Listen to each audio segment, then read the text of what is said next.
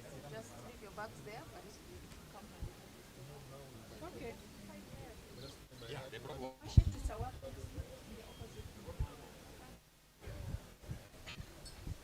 Walking through worship, next room.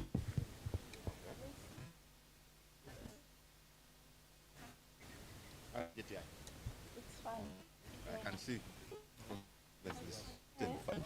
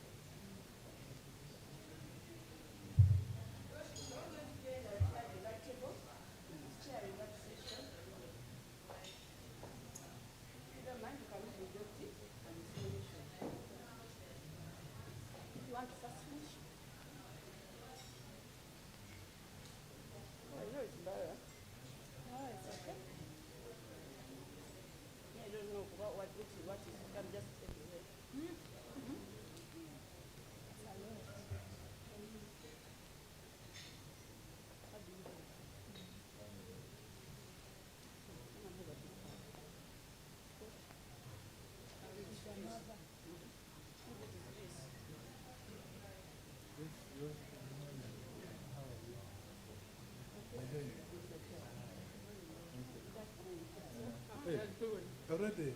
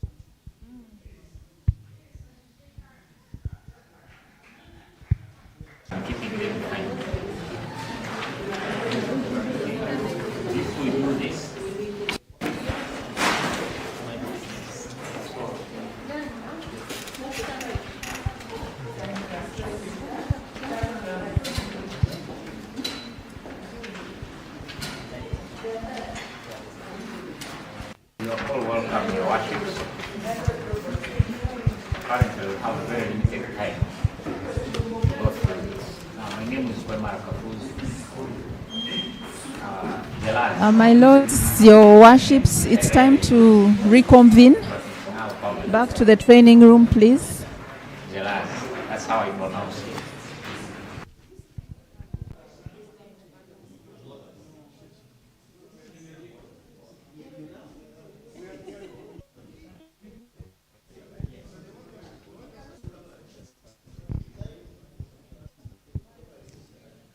My Lord Chair, through you, we need to reconvene.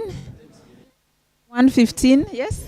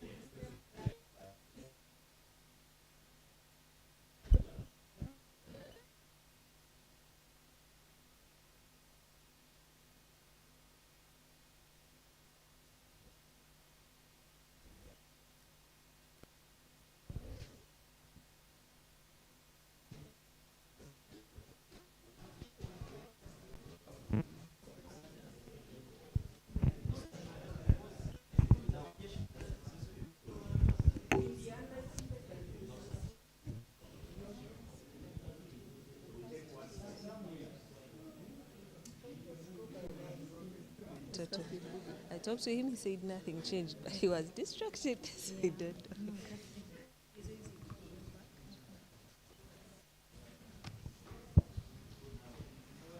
Yes, my Lord.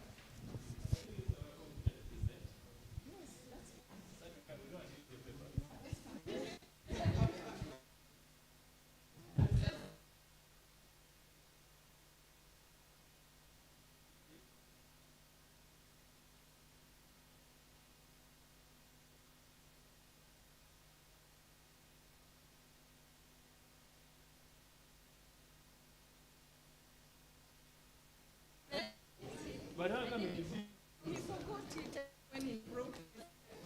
Where is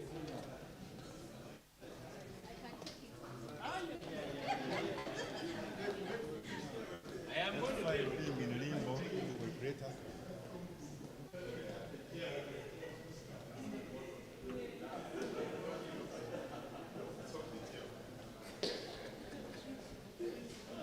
The matter is closed. Yeah, the matter is closed.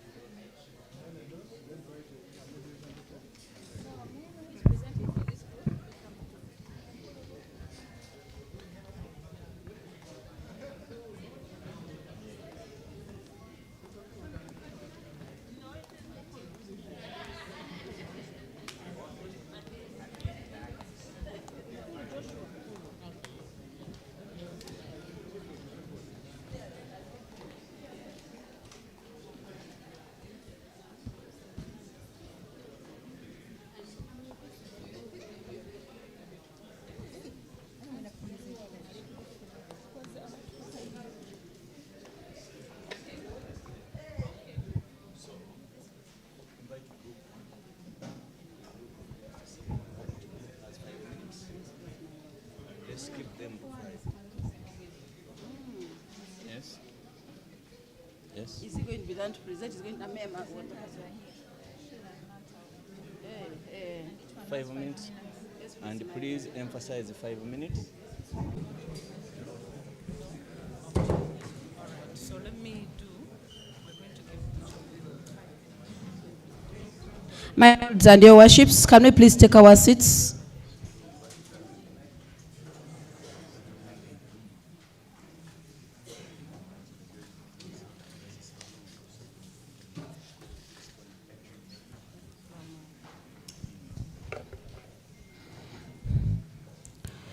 Since we intend to have a plenary after this, I request J. Emeritus to please join the high table.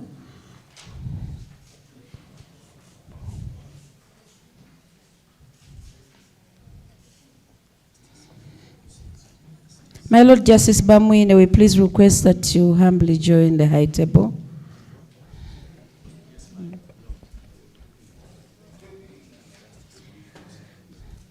The Honorable, the Principal Judge was chairing this session. We have had groups where we've been discussing the simulations that were given out this afternoon. My Lord, the DCJ, I will please allow me to invite the representative for the first group, that is Her Worship Nantau Agnes CM Ibanda, to come and present for and on behalf of Group 1. And my Lord, the Honorable Principal Judge, I will please humbly request that you please continue with the chairing of the session, my Lord. Thank you so much. Thank you, Your Worship.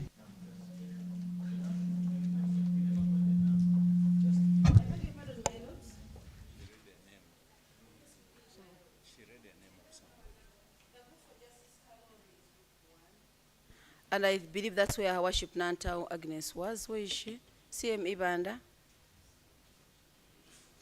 She's indisposed. Can we have a member?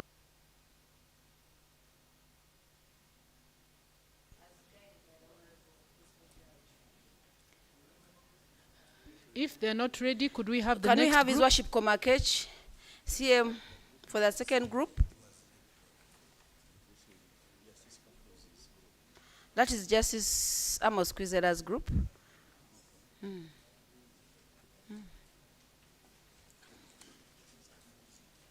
one is it going to use?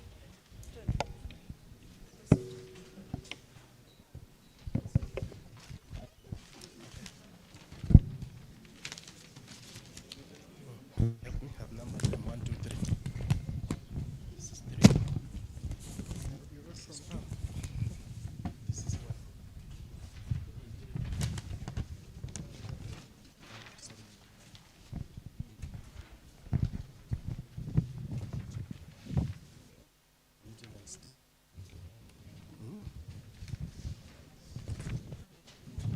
Did you write on a small paper? Yeah. We know we have these things in our head. Yeah.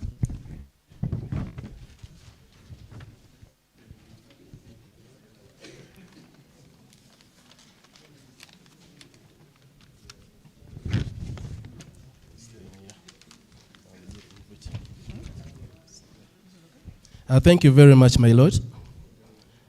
We shall go straight to the problem. I believe we have all read the question. Question number 1. The party's disclosure to you, seeking to close the matter away from the public's eyes. How do you return the parties to mediation session? As a group, we agreed that what this problem requires is procedures of managing the process. And we agreed that this process can always be initiated at any time before a case file has been closed. And the judicial officer must endeavor, before appointing a court-based mediator, bring the parties' attention by educating them about the benefits and the positives of mediation. Appreciate their gestures and inform them how good what they are going to engage in will be beneficial to them.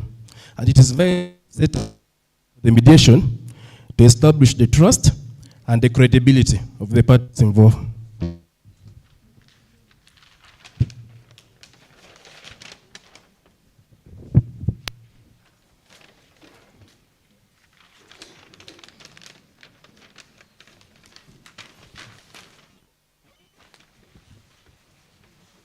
And the introduction of the mediation should have been done in the presence of the lawyers, and the lawyers ought to have been invited and their roles explained to them in the presence of the parties.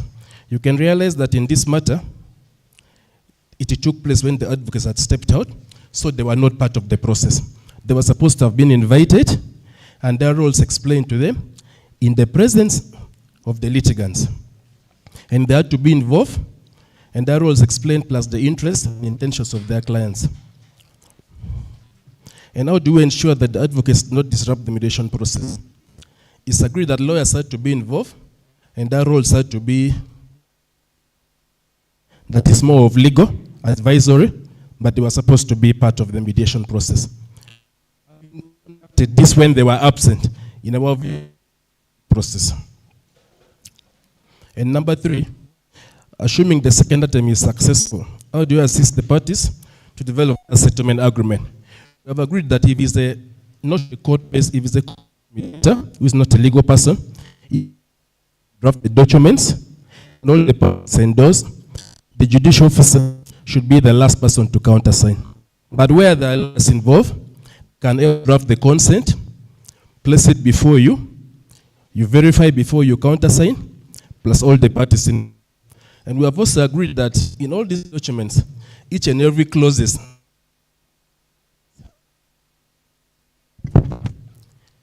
and explain to the parties. We looked at a situation whereby we were dealing with it. We even agreed there's meant to be a jurat to that back to them, and they understood and avoid future disagreements. Then they said, how do we close the mediation?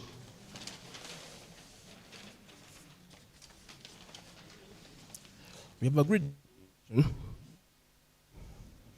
One, we have to appreciate the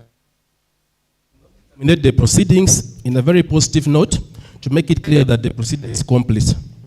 On my own thought, I even agreed that where it has not been successful, there's need to explain to the parties that they can always still revert back to mediation if they so wish, and always reinforce the issue of confidentiality of the proceedings and inform them that the same will remain as confident as possible. Then we shall go to the next, that is the record of proceedings. We went through it, and as a group, we identified very many loopholes. One, the first thing we identified was case management. You realize that in these proceedings, when the lawyers, throughout the proceedings actually, the parties were never present.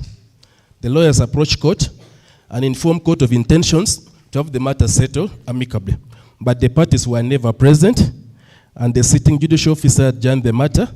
I think at this point, he should have informed the lawyers that in the next adjournment, let the parties be present. But this was never done.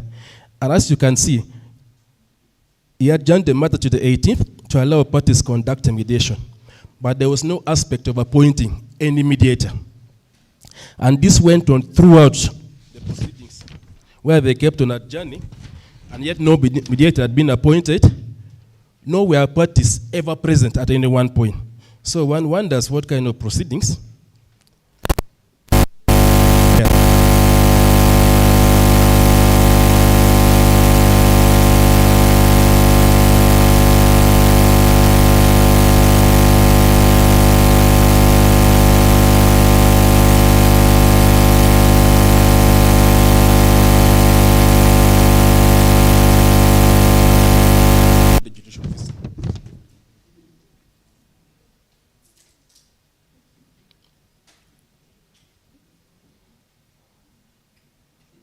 Then we also looked at, when you look at the last hearing, it's not dated, plaintiff to call first witness on the 10th of October.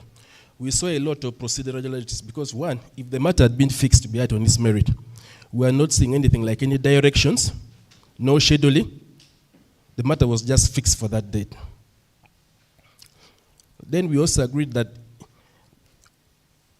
an issue came that these people were coming to court and assuming that we're in a workshop of late.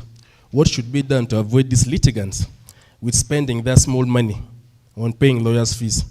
So we've agreed that our communication is very central in all this we are doing. And like the DCJ Emeritus said, that most times we get contacts for lawyers, we mean at the files, but we don't endeavor to have contacts of the litigants.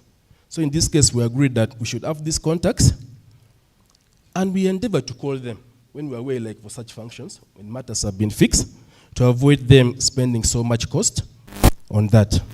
And of course, most of these circuits have a bar bench forum where parties communicate, put notice of absence. It also helps inform advocates in matters where parties are represented. But from these entire proceedings, we saw identified two big loopholes. That is serious aspects of case management skills, then the procedural skills. Because no mediator was appointed, at any one point the parties were never present in court till the file eventually lost position. So that is what we had for Group 1, being led by His Lordship Kwizera Ivan. Thank you very much.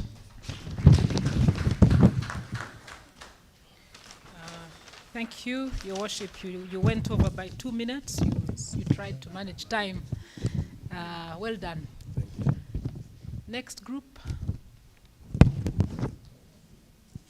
Whoever is ready, please come so that we...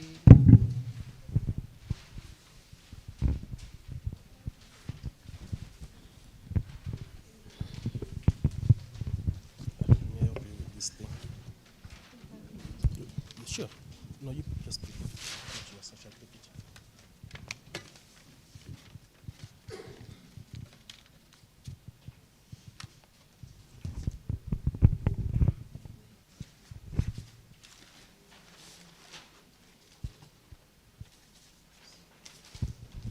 Good afternoon, my lords, your worships.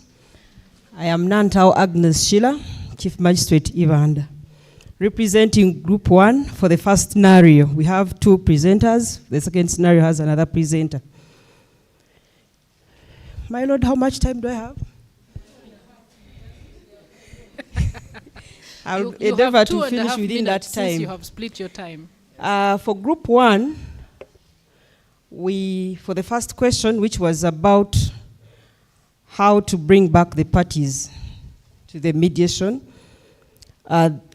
we agreed that there should be caucusing. We have a group of lawyers and parties.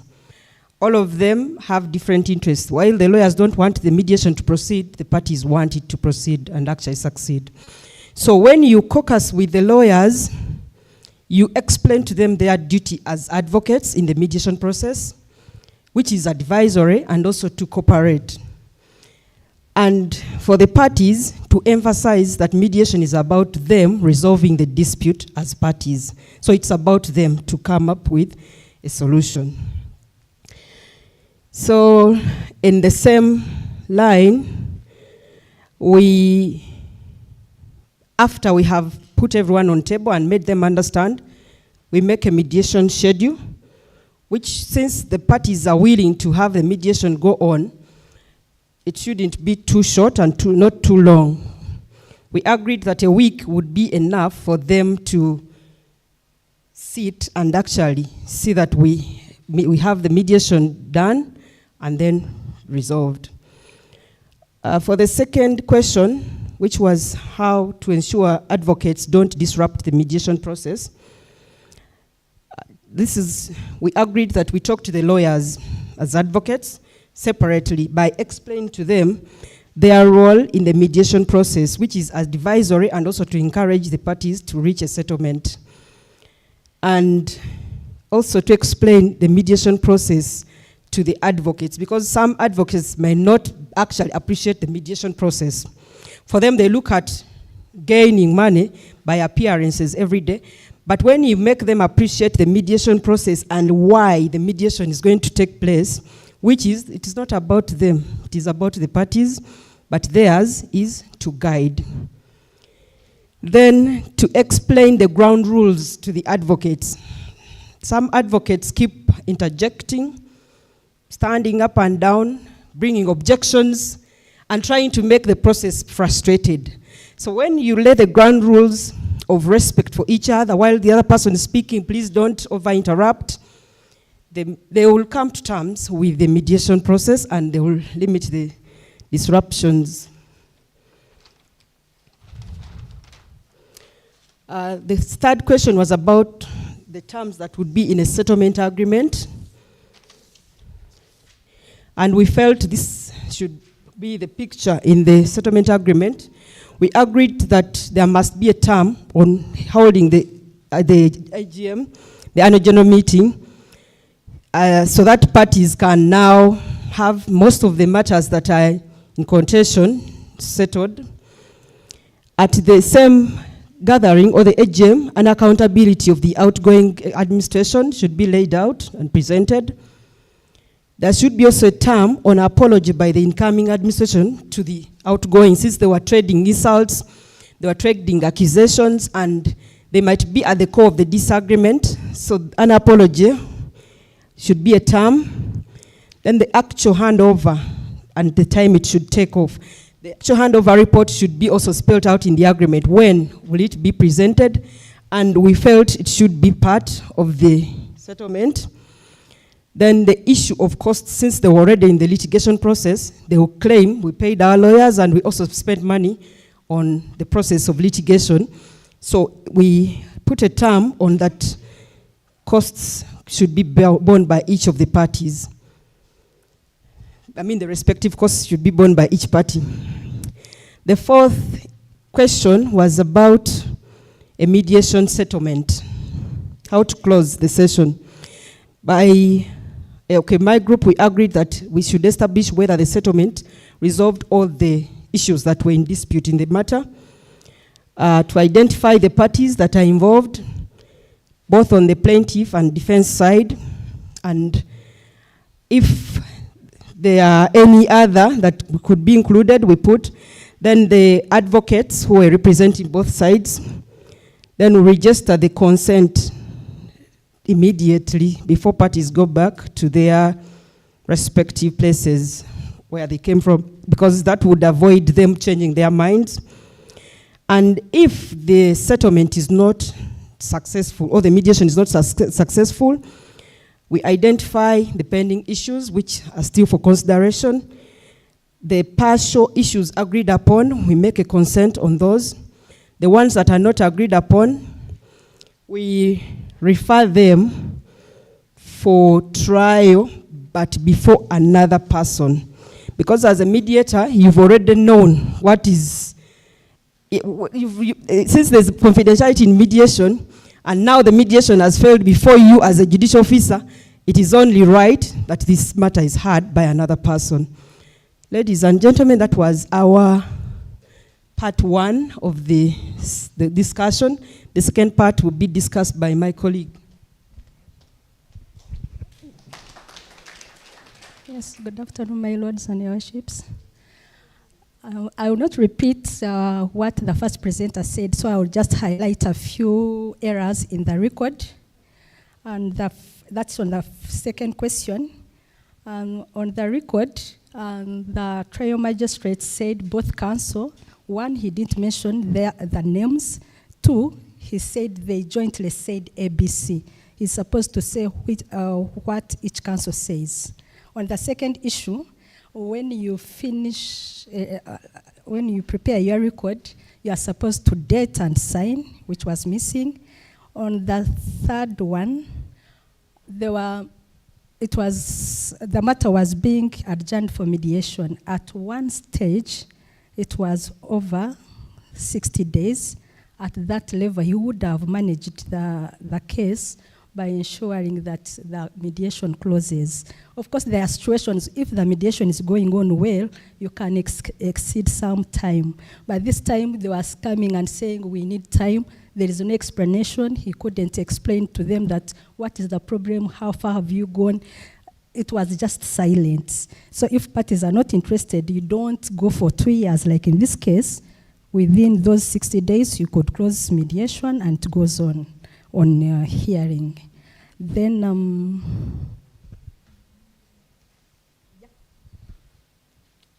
basically, those are the main issues, because I didn't want to repeat what the first presenter had said. Yeah. Thank you very much, Your Worship. Next group.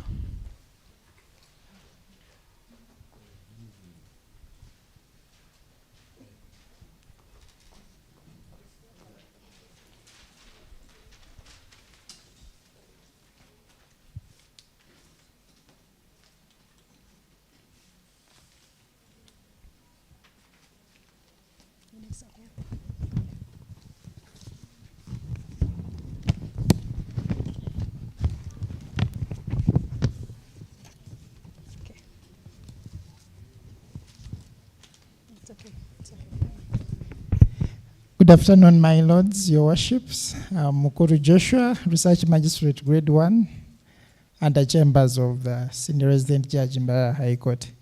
Now, on the first question of bring back the parties to mediation, the first point to do is to explain to the parties with their advocates the advantages of mediation over ordinary litigation, time consuming, less costly, and promotes reconciliation as compared to ordinary litigation. Now, after them understanding those advantages, we go to the real session, mediation session. The mediator is to calm down the parties and set ground rules for the mediation, where there is impartiality and respect for everyone involved. Then giving respective advocates enough time to introduce the cases of their parties, and then also giving the parties equal time to express whatever they intend to. Then question 2.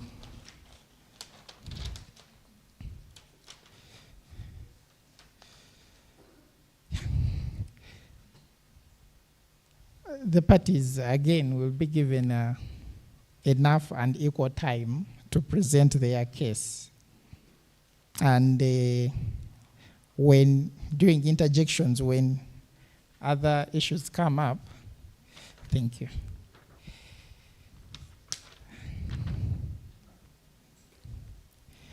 Because since mediation, the principal person at the parties, not the lawyers, so much more time will be given to the parties to address. Then secondly, the mediator is to set ground rules and make it absolutely clear that the principal is the owner of the case, being the parties and not the lawyers. The lawyers can advise on technical matters to their respective clients, but not take over or have the bigger say as compared to their clients. Then thirdly,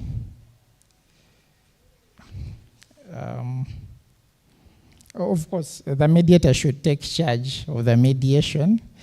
Lawyers may tend to cite the CPR and bring in other legal technicalities. The mediator is the one now to set the tone by ensuring that mediation is as informal as possible.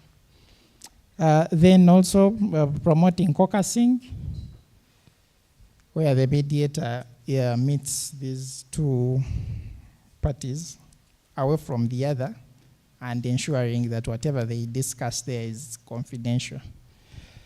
Then question 3.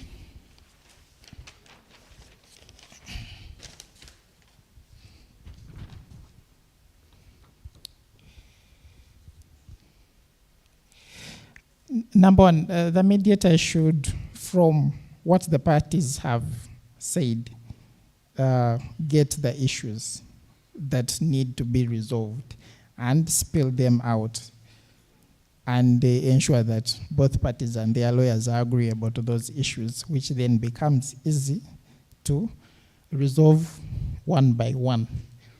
Which leads me to the second point. After agreeing on the issues, then resolve each issue independently, one after the other. In case there's an agreement, then you reduce it into writing and read out this, whatever you've agreed to the parties. If there's any need for amendment, you include it. And where they agree on whichever concept they've come up with, ensure that it is signed before they leave for lunch or before the session ends. Yeah, the lawyers can as well, if they are present, sign as witnesses, and of course you, the mediator, you sign last. Then question 4, how to close the session. Again, you read to the parties what they've agreed to, and if they are all in agreement, that is what you sign. Yeah. In case there is no agreement, Then the mediator is to write a report to the judicial officer that mediation has failed without going into the details of why it failed. I'll ask my colleague Worship Mesherure to present the other question.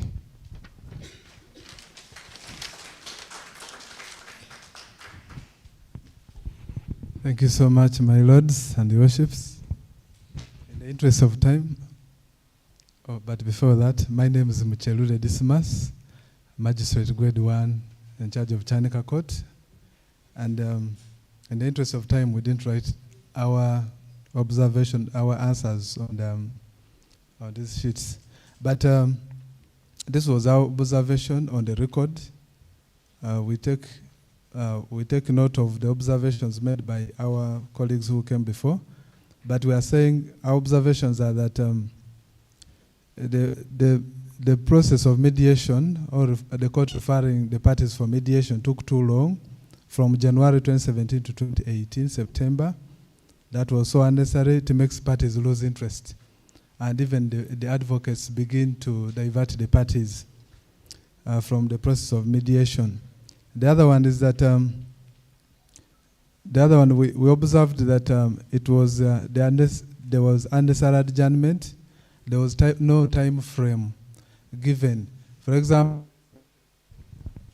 the judicial officer is expected to indicate that the parties are hereby referred for mediation, and the mediator shall ensure that mediation takes place within a period of 2 months, and specifically mention the time. By this time, since it was January, should have said around March, some date in March, the mediation should have been concluded. And then we also observed that the court did not actually appoint a mediator.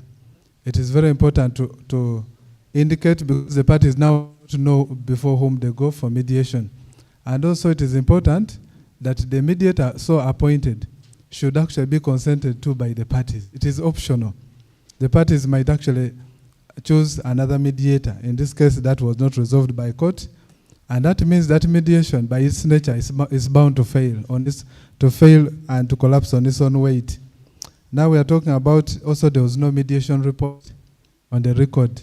So now there's almost no basis for court to proceed. There's no mediation report. And then we are looking at, in terms of, imagine the adjournments, just because the clerk is on leave. We are talking about effective court case management system.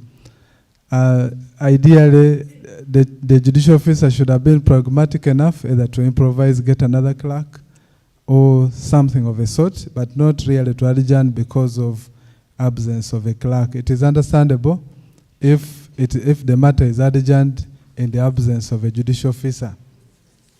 So, and then when we also observe the record on 5th September, we are saying that after the mediation had been concluded, after the court had decided that the matter proceeds, that is after abandoning the mediation process, the court directed that the matter shall now come for hearing on 10th, parties to call the witnesses. There's even nothing like scheduling.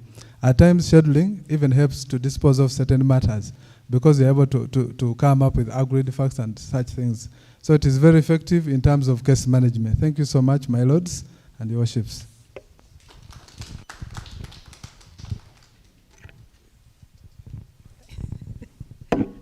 Thank you very much. Let's have the last group.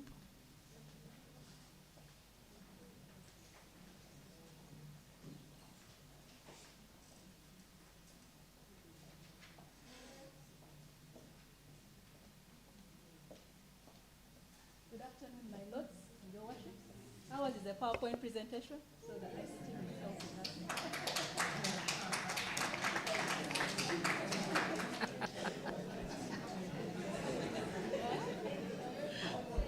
Time management.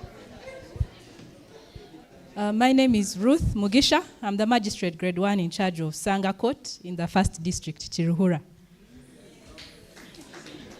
And our group leader is His Lordship, Alan Shimye, the resident judge, senior resident judge of Mbarara.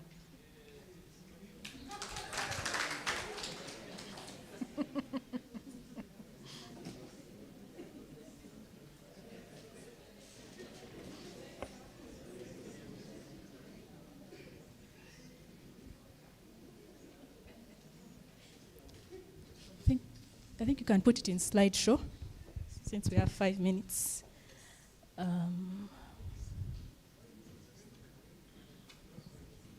Maybe start with slide 1. You've started. Right. Okay. It is freezing. Yeah, sure.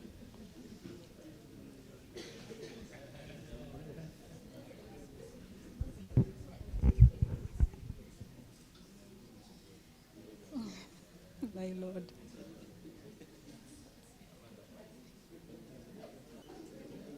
Yes, my Lord, I take exception. So this is our presentation. The issues we identified, the parties are very willing to settle. Then the land issues, that is related to procurement of land. Then allegations of sexual misconduct by the past president of Rotary, and financial accountability and factionalism. They've now created groups within their club that affect how they resolve conflict.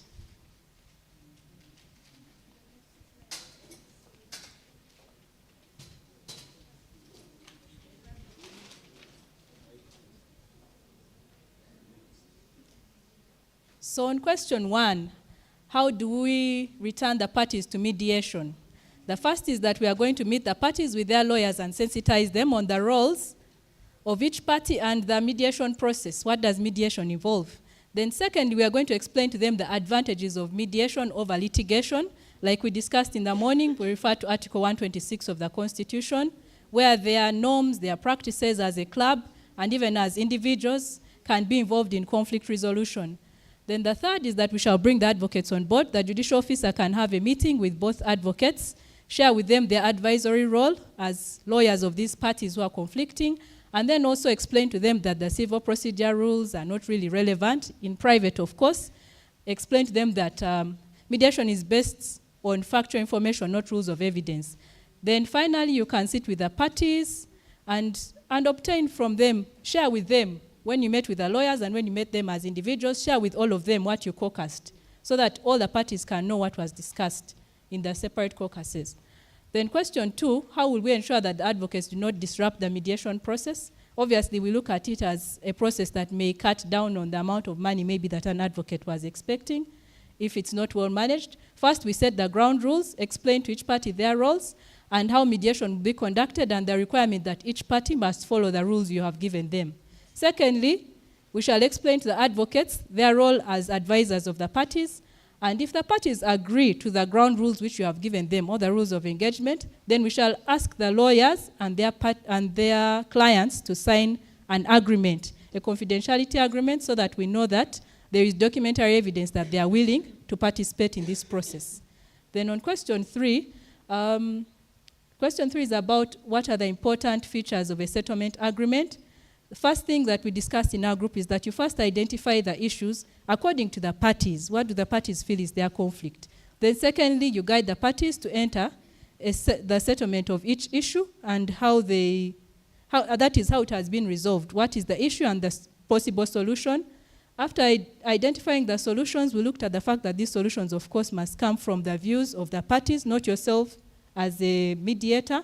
Then you draft an agreement, including all the resolved issues, the unresolved issues, the solutions, and also put into note the issues that guided them. What was behind the decision of these parties in the Rotary Club? What were some of the key values they held that caused them to reach such a resolution? So that in future they can always look at the agreement and remember what guided them to choose mediation. Then on question 4, how do you close mediation? First, we read the agreement to the parties, and you'll allow them to modify any part that doesn't reflect their views. Secondly, you ask them to sign the agreement. That is, all the parties must sign it in triplicate, and their lawyers as well. Then you make sure that as the mediator, you also verify the terms of this agreement. And finally, please thank the parties. Thank them for choosing to resolve this matter amicably. Then we went to the other question, which is about the record of proceedings of Her Worship Sarah Akello, CM of Tororo, in James Kato versus Robert Lwanga, which is civil suit number 45 of 2016. And the mediation or ADR related issues we identified as a group include the following.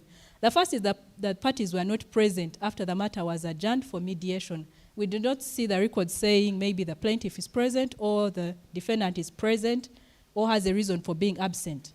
Then the record also does not show the interest or consent of the parties to enter mediation. And our group, we discussed the fact that even though advocates tell you that my client is willing to enter mediation, it's important for the judicial officer to see this actual client, meet the plaintiff or defendant, and put it on record that I've met the plaintiff or defendant is present and they want to enter mediation, so that it's not the advocates on their own frolic. Then the third is that no mediator was appointed by court, or even the advocates themselves informing court that they've agreed upon a mediator on behalf of their clients. The next issue was that there was no notice of referral of the case to mediation issued by the court. And the next is that the judicial officer did not show leadership or efficient case management.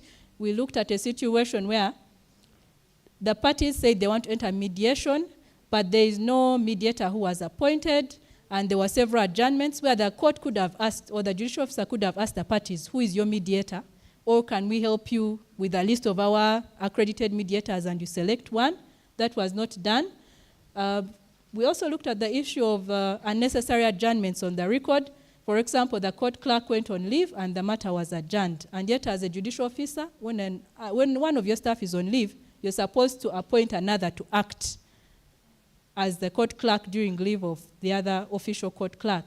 And finally, we looked at the fact that the judicial officer did not follow the timelines for mediation. Under Rule 8 of the Judicature Mediation Rules of 2013, this matter is supposed to be handled within 60 days, and if the parties agree, an additional 10 days can be added. But in this case, the matter continued for 2 years, pending mediation, which was not even taking place. Thank you. That was our presentation.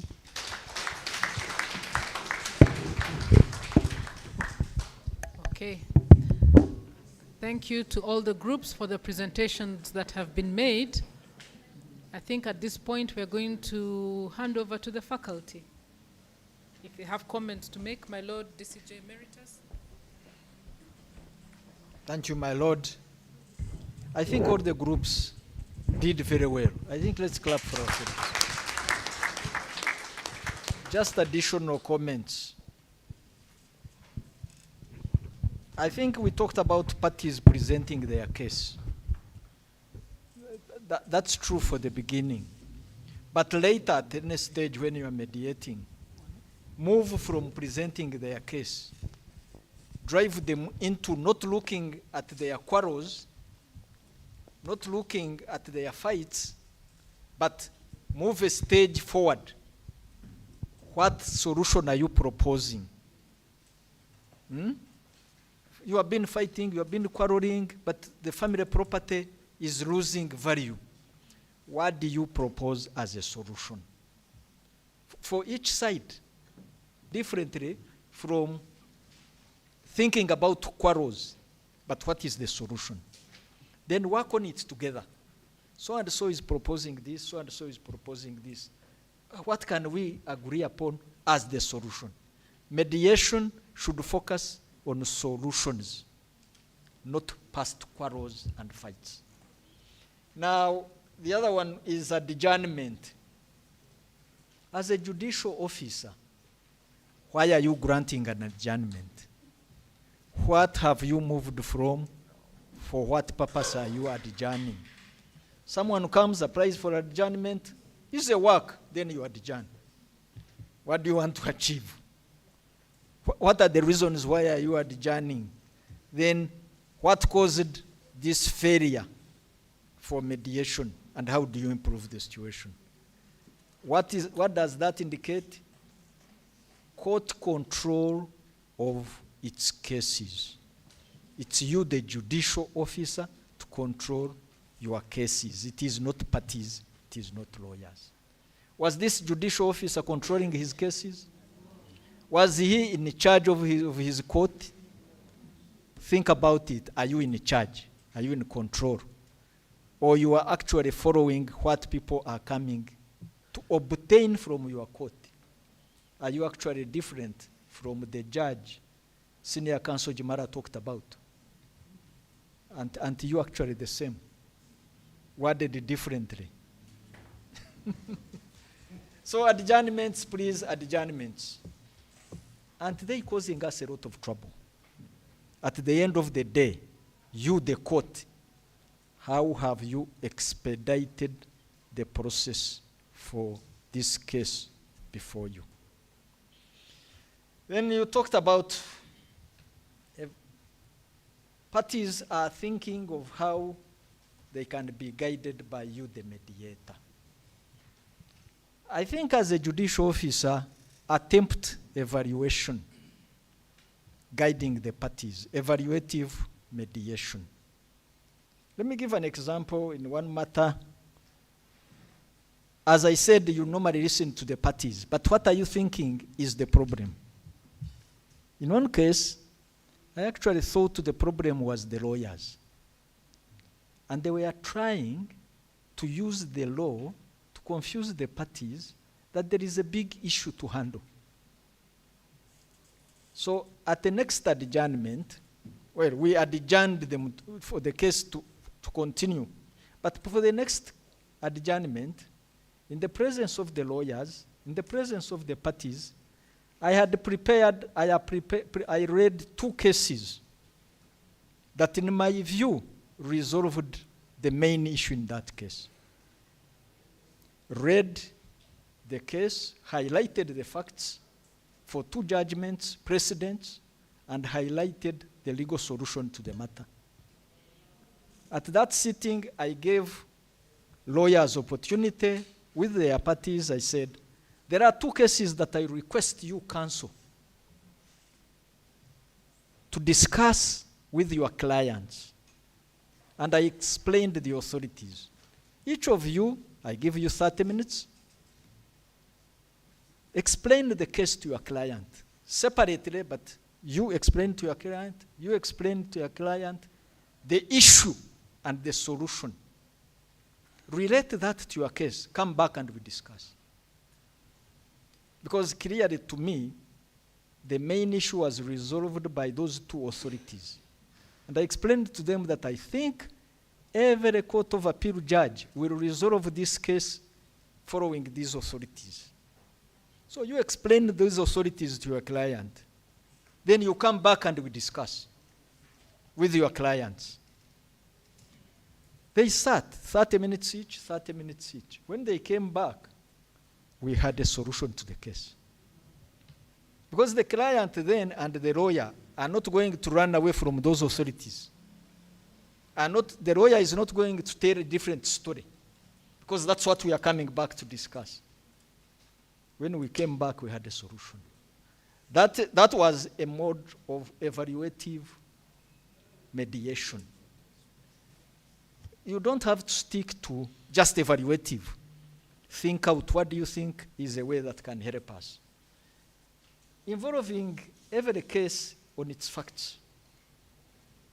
So there was the point that I raised with one of the groups, and that was following the model of the case that we were having, which had many adjournments. My question to that group was, what happened to your cases today? I think that's what that thing is a model for. What happened, each of you, what happened to your cases today? One group said, the clerk, the clerk will inform them that there is no, the judge or the magistrate came to Mbarara for training, there is no hearing, the clerk will give them new dates. And then I said, but why are you asking these parties to come to your court and be informed by a clerk? Isn't your court actually being controlled by a clerk? Why do the parties now have to spend money and come to be informed that you are away? Can't you do better? Let's think about why we are adjourning. Are we reducing costs for parties? Are we reducing travels to our courts? Are we actually managing our courts? Or we are giving opportunity for clerks to control our courts? So that should help us to plan what we do. I think another point I wanted to emphasize is that mediation is possible at any stage of the case before judgment. The best is before the hearing, but even when the case is going on, the case can still be mediated. Thank you very much.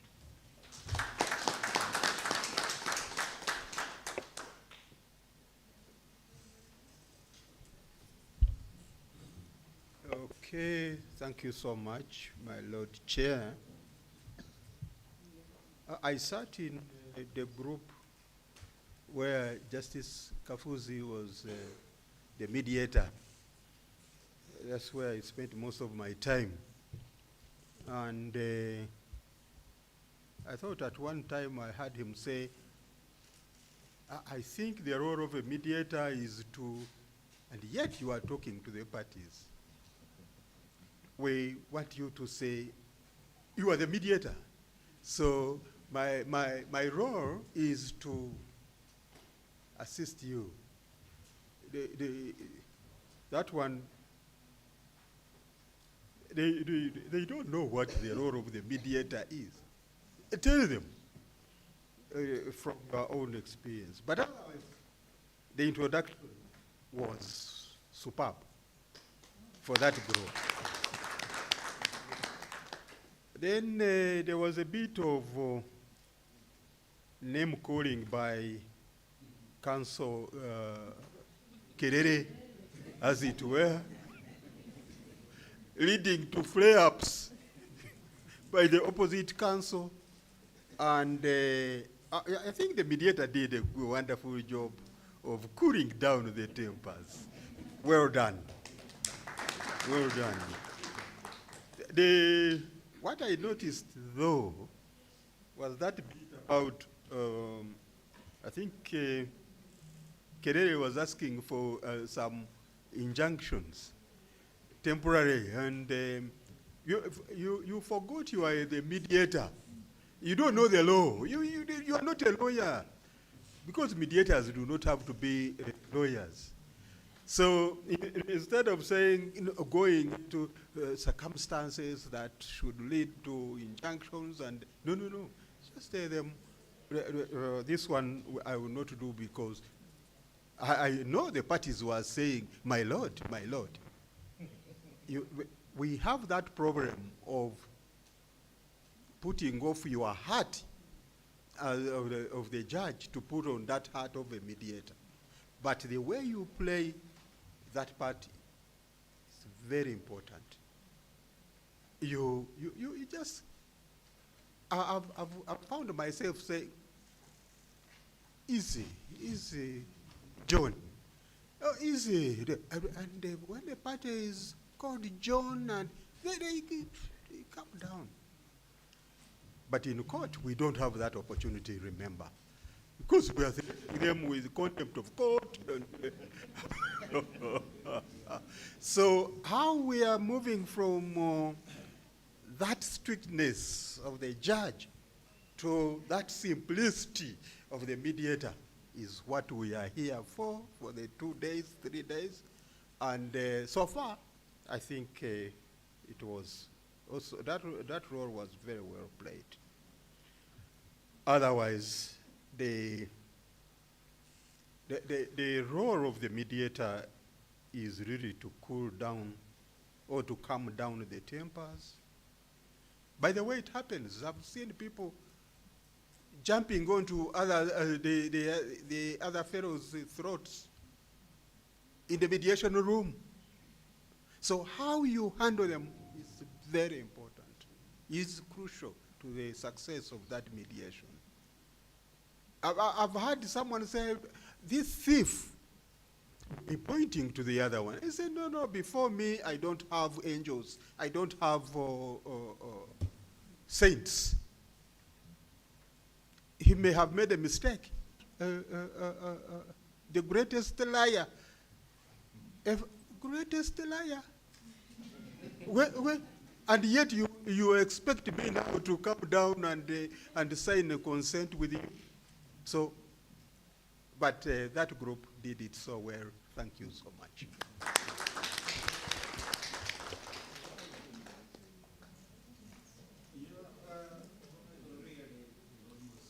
Has been said. What the issue of adjournments, which has been discussed here and mentioned by DCJ Emeritus, is a serious matter.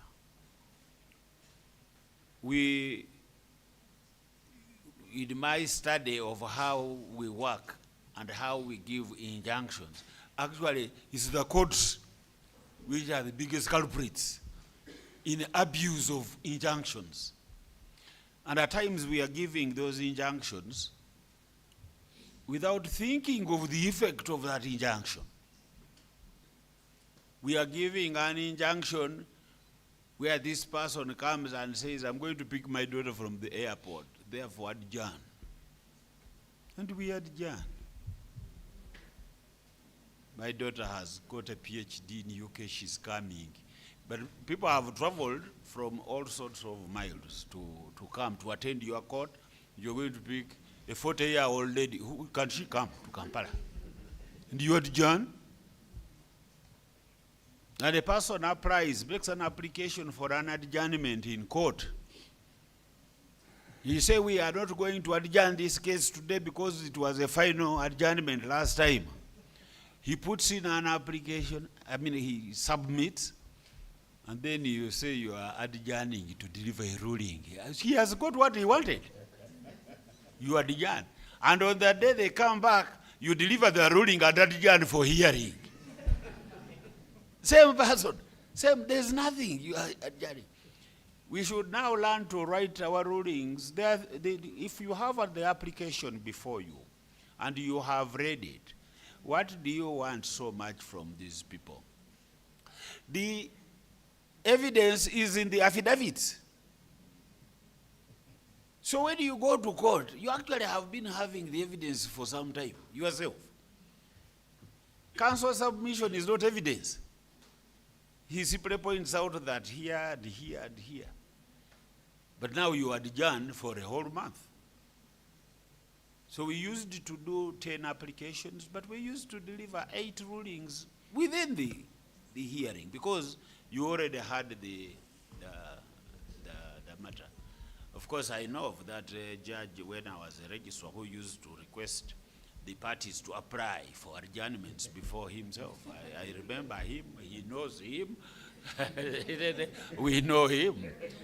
And he was secretly named the adjourning judge. By the way, you all have names, you don't know. But the advocates have given all of you names. The beast, the what, we all have. So, issues of adjournments, we had a judge who adjourned a criminal matter, 50 adjournments, because there's an application of identification, an application, 50. We were just prevented from using his case because at that time it would have been terrible. We wanted to use it for trading purposes, but we didn't. So those are adjournments. Now, every time you adjourn a case and witnesses go away, not all of them come back. They don't come back. And it's a cost, an added cost on the parties because they are the ones who transport them. Witnesses don't come alone. They are transported by the parties in civil matters at least. But it's also an added cost to a criminal proceeding, Now this time by the party or the accused and government, because government still also has to pay for that adjournment. At the end of the day, the case is not hard. We adjourn. That's why we have 10-year cases we had yesterday, and so on. Yeah. During the presentation, I had a group which said we shared with them what had been going on in the caucuses. We shared with them what had taken place in the caucuses. But we were not told that they were permitted by the parties to share. Were they permitted? You cannot, after your opening statement, having given elaborate explanations why confidentiality is required and how you don't intend to breach any of the things that you have enlisted, the principles that were given by His Lordship. You don't want to breach any. And then here, when you come back from caucus, you begin saying, even your friend, when we were there, you said this. Even you see. That one is dangerous. That one is dangerous. People will not reveal, people will not come out with anything for fear that the matter. So let's look at confidentiality seriously. It is important. And then at closing, you appreciate even where they have failed. You appreciate the parties even where they have failed. You appreciate them where they have partially agreed. You play a role through a review of what they have come up with them, so that later on you don't have a fellow swearing affidavit saying he wrote his own things when we had agreed on something else. That is important. I thought that those are the things that were, but you also encourage them, like His Lordship has just said, if we fail now and the case continues, nobody stops you somewhere in the middle there to come together and say, I think let us now agree. So encourage them to continue talking, although you are closing. Be respectful when you are closing. Don't come up and say, we would have agreed, but because of you. That one you don't do, because you will have spoiled any future agreement that they may come up with. And of course, ensure all parties understand the terms of the agreement before they sign, and then you formalize. Then the next steps. Now that we have agreed here, what are the next steps? If they are there, you also record those next steps and form part of that agreement, so that later on you have. I think my chair, I can say at the moment. All right.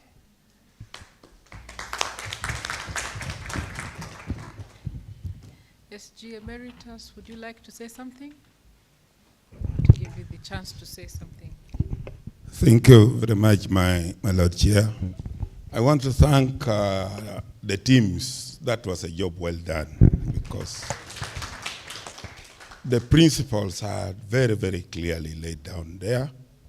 I would make a few observations, starting with the one Justice Wangotushi mentioned about disclosing confidential matters that were discussed in caucus. The purpose of the caucus is to get as much information as possible from the parties, so that you get to know the gist of the matter, the underlying issues, which are interests. People may fight in a bedroom, and none of us were there. Neither were the lawyers there. But if they come out the next morning and you come to listen to their case, and they're saying, you tell them what you did, and the other one is also saying, you tell them what they did. Now, those are situations where you go to caucus and you get the matter. And then you get the underlying issues and you try to address them. Now, you are not supposed to disclose. If, say, it is a business proposal, you are not supposed to disclose to the other party. There are times, even when the party tells you you disclose, you may not. As a mediator, you are the leader. You are the one who is in control of the process. The parties are in control of the outcomes through your leadership. So you have to let them know. For example, I've had cases where people have told me, please go and tell them. And then you look at the other party, and you're about to conclude, you say, if I tell these fellows that the other party said this, then the whole process is lost. So you have to make your own judgments. You are the one in control from the word go. And you know, mediation is systematic. There are various stages which we'll discuss this afternoon. It is structured in such a way that you follow a path. When you are in the village, you want to go to Justice Kauka's home. They tell you, pass here, go to that place, and you enter there. Now, I may decide to cross through a field. That is if I'm not accused of trespass. But they all lead there. But if you want to have a structured process where the parties own it, because it is one thing for a party or for parties to own a process. But then it is another one for parties to say, okay, I did not get everything, but I think it was a fair process. That is very, very important. So we need to lay down how the process will begin. Of course, you have the convening, then you have the opening, and then you have the communication, because communication is very important. And then the negotiations and the closing. That is very important. And we at least got the gist of the matter. But throughout the process, the mediator must be in control. If lawyers are arguing, I think it is most important if the party are the ones arguing. But if the parties are telling you that we want to mediate, I mean, you can politely ask the lawyers to step aside and you deal with the mediators, with the parties. Because mediation is about the parties, not about the lawyers. Now, a lawyer and one party can be parties if they have their own differences. Then that is another matter. Because if the parties refuse to come for mediation, then there is no mediation. Because a lawyer cannot represent heir. A lawyer is just an advisor. Just like I keep on telling them, they also call me my lord. I don't know what. I always tell them, I'm not a judge. The decision is supposed to be made by you. Because there is nobody in the world who knows what happened when you are writing this deal. There is nobody who knows whether you received this money or not, apart from the two of you. So you help me help you to come to a resolution. Then the other matter that I saw in James Kato versus Luanga is that the process wasn't even structured. We don't know where the mediation was taking place. Was it party-appointed mediators or court-accredited mediators? The names were not given. You did mention that in your one. But then it took 2 years. I thought the purpose of mediation is to cut case backlog. 2 years is a case backlog. So what are we doing? But that is what happens, especially in the lower bench. On the 7th, my mother filed a case. I don't want to go into details.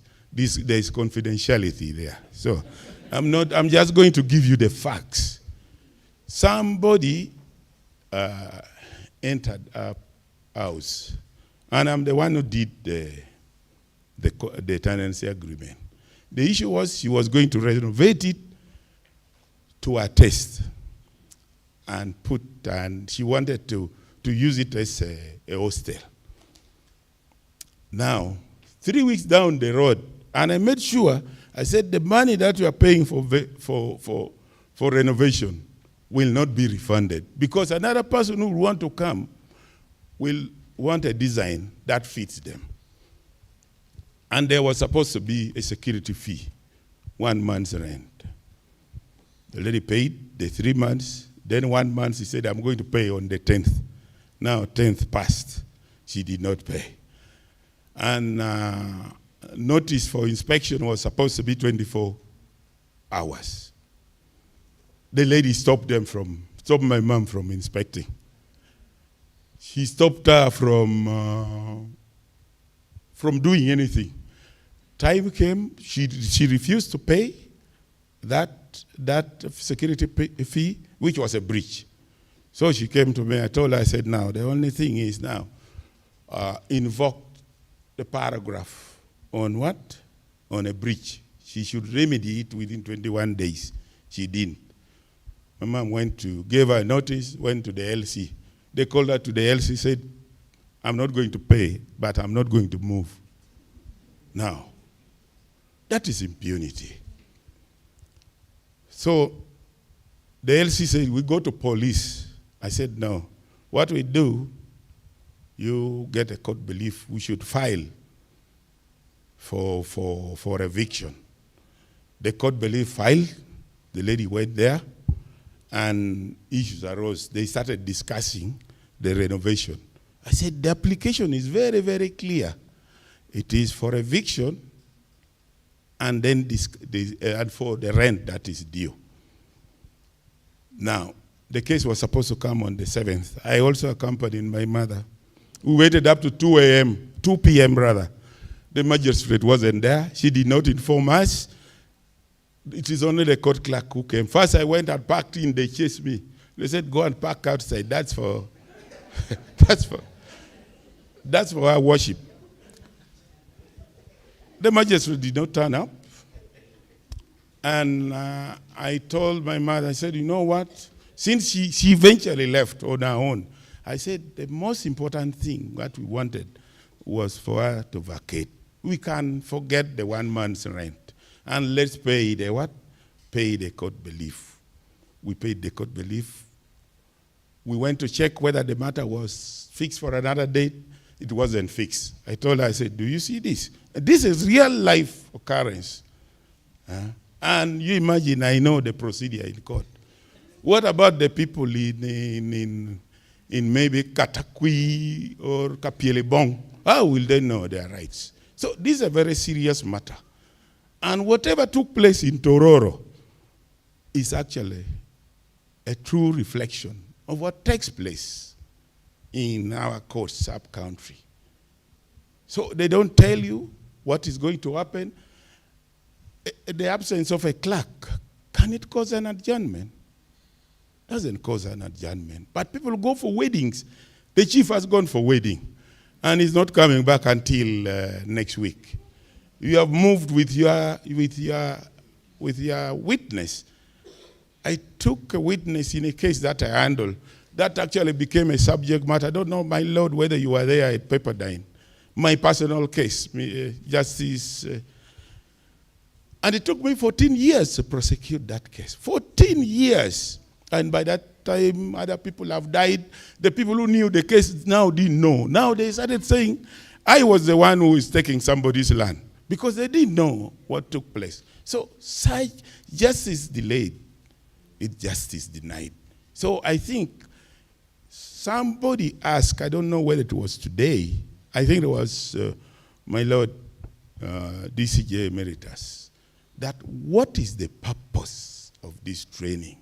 I think when we leave here, we should go with the reflection from here that this training is supposed to help us reduce case backlog and promote resolution of cases amicably.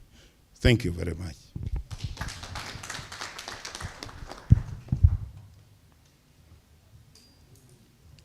Just, I believe we are interfering.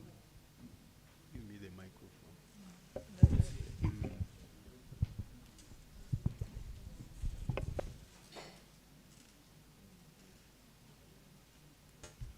We might be interfering with the, so just 2 short points.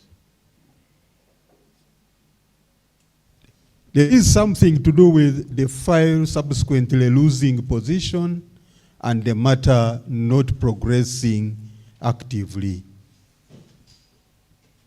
until revival. In that other case, we have. And that point which my colleague there has highlighted, is happening every court in this country. The files are losing position. The matter goes, and there is no follow-up. So perhaps we could have a best practice. The one I would recommend is that where a matter is referred to mediation, judge, magistrate, please give a date, mention a date, either in the course of the 2 months or out, so that people come to you, they feel obliged to get back to the judge to inform him or her about the position of their case. That's the only way, that's the best way of managing your case. Otherwise, the case will lose position, and that will be that. Then there was that bit about how will you close the mediation session. Now, you know how you performed as a mediator, especially where the mediation has succeeded. Give the parties opportunity to say something. The parties, oh my God, if they will say mediation is the best. I've never appeared in court. I didn't know what to do. I thought I've been talking about intimidate, court atmosphere being intimidative. And here is someone saying, this is the best. For me, it makes my day.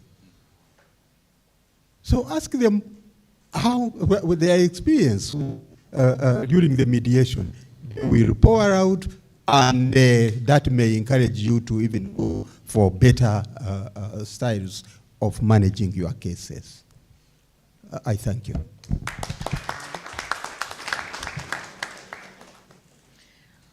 My lords, your worships, another round of applause for the faculty and for ourselves. So we are having a time management issue. We were supposed to have had Mr. Francis Atoke before lunch. As it is, we are almost approaching 3 p.m. and we have a lot to do. So let's break for lunch. Let's try and have our lunch concluded within 40 minutes. Do we need more time? 40 minutes should be sufficient. And then let's reconvene after 40 minutes, and then we will hear Mr. Francis Atoke and have the rest of the programs for the rest. Yes? 3:20, please. 3:10? Yeah. 3:20, let's reconvene. Thank you so much.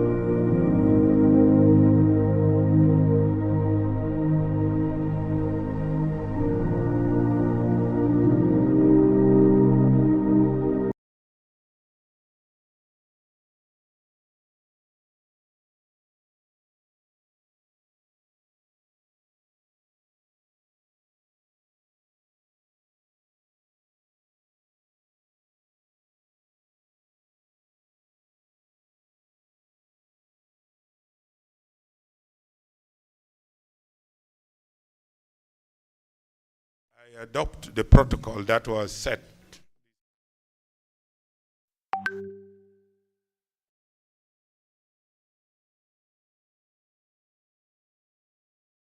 Actions, because I'd wanted to do that for purposes of giving you an insight in what the convening and the opening sessions are, that you have to introduce yourself.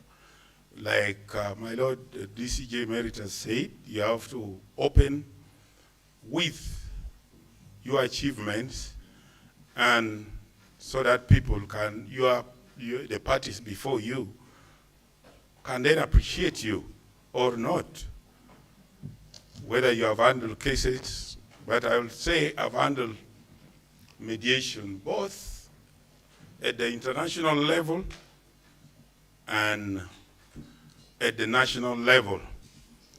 I did handle mediation. We did mediation with the Democratic Republic of Congo on the issue of the armed activities on the territory of the Congo. Took us several years. Negotiations failed. But I know why they failed then. We didn't do enough dancing. And then I realized when I specialized also on the law of war, terrorism, and human rights, which are somehow interconnected to mediation, because those are all ways of solving conflicts. One is by force of arms, the other one is by peaceful resolution. But realizing what is happening in Ukraine, what is happening in the Middle East, sometimes it is better to go through the peaceful means, because you may never know the strength of your opponent until you see it, until it embarrasses you. So, my Lord, my topic this afternoon is unpacking the STAR approach, effective and efficient negotiation skills, a foundation for successful negotiation, integrative and distributive bargaining techniques, which involves the stage, the task, action, and result. My Lord, permit me to say this, that the topic that I've been given, when you talk about the STAR approach and you talk about the 5 stages, it looks very simple, but that is the whole package of mediation. It took us 1 year, 8 months to complete. I'm going to try to unpack it in 40 minutes.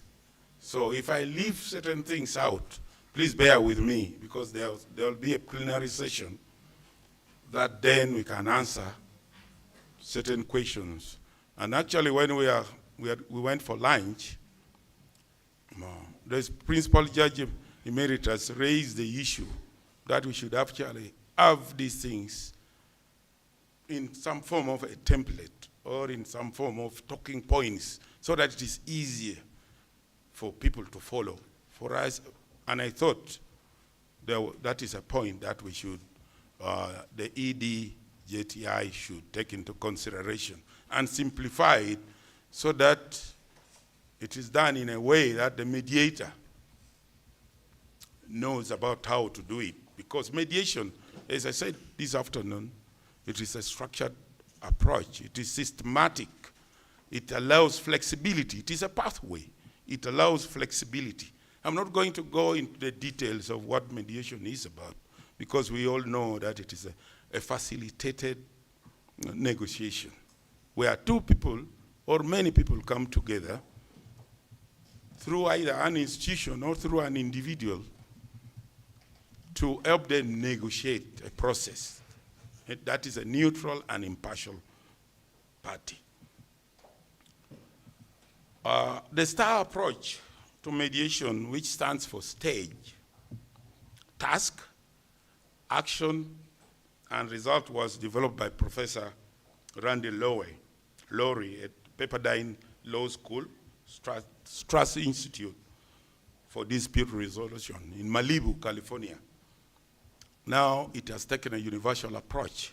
Everybody has adopted it. It gives us a way of how a mediator should handle the situation. You start from stage 1, you go to stage 2, and within these stages, these phases, there are actions.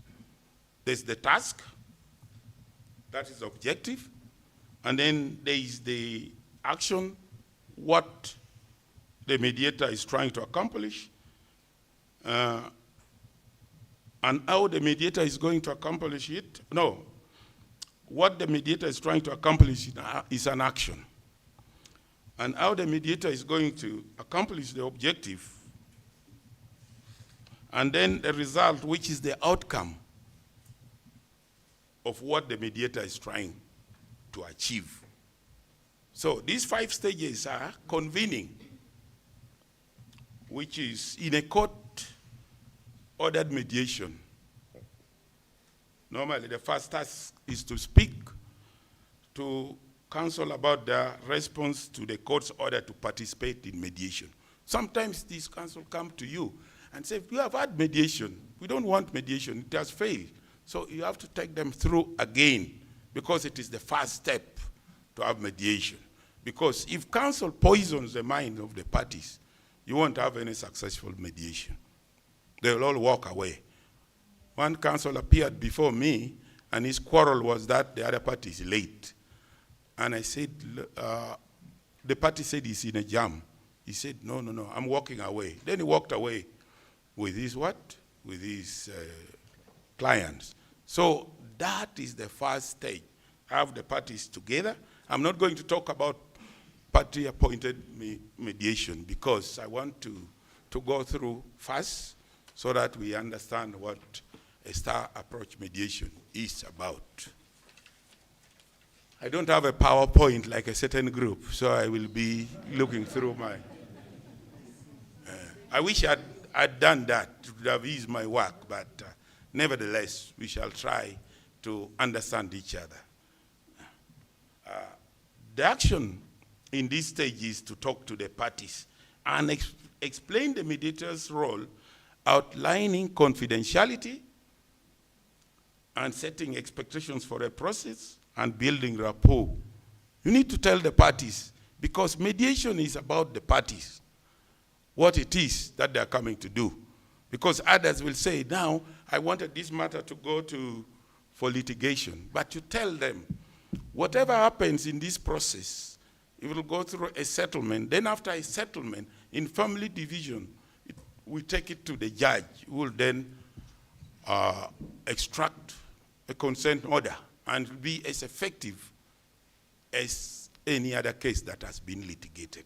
So when you assure them that he has the same force of law, they listen to you, because you want to because the result here is that you want to create a willingness for the parties to come to the round table.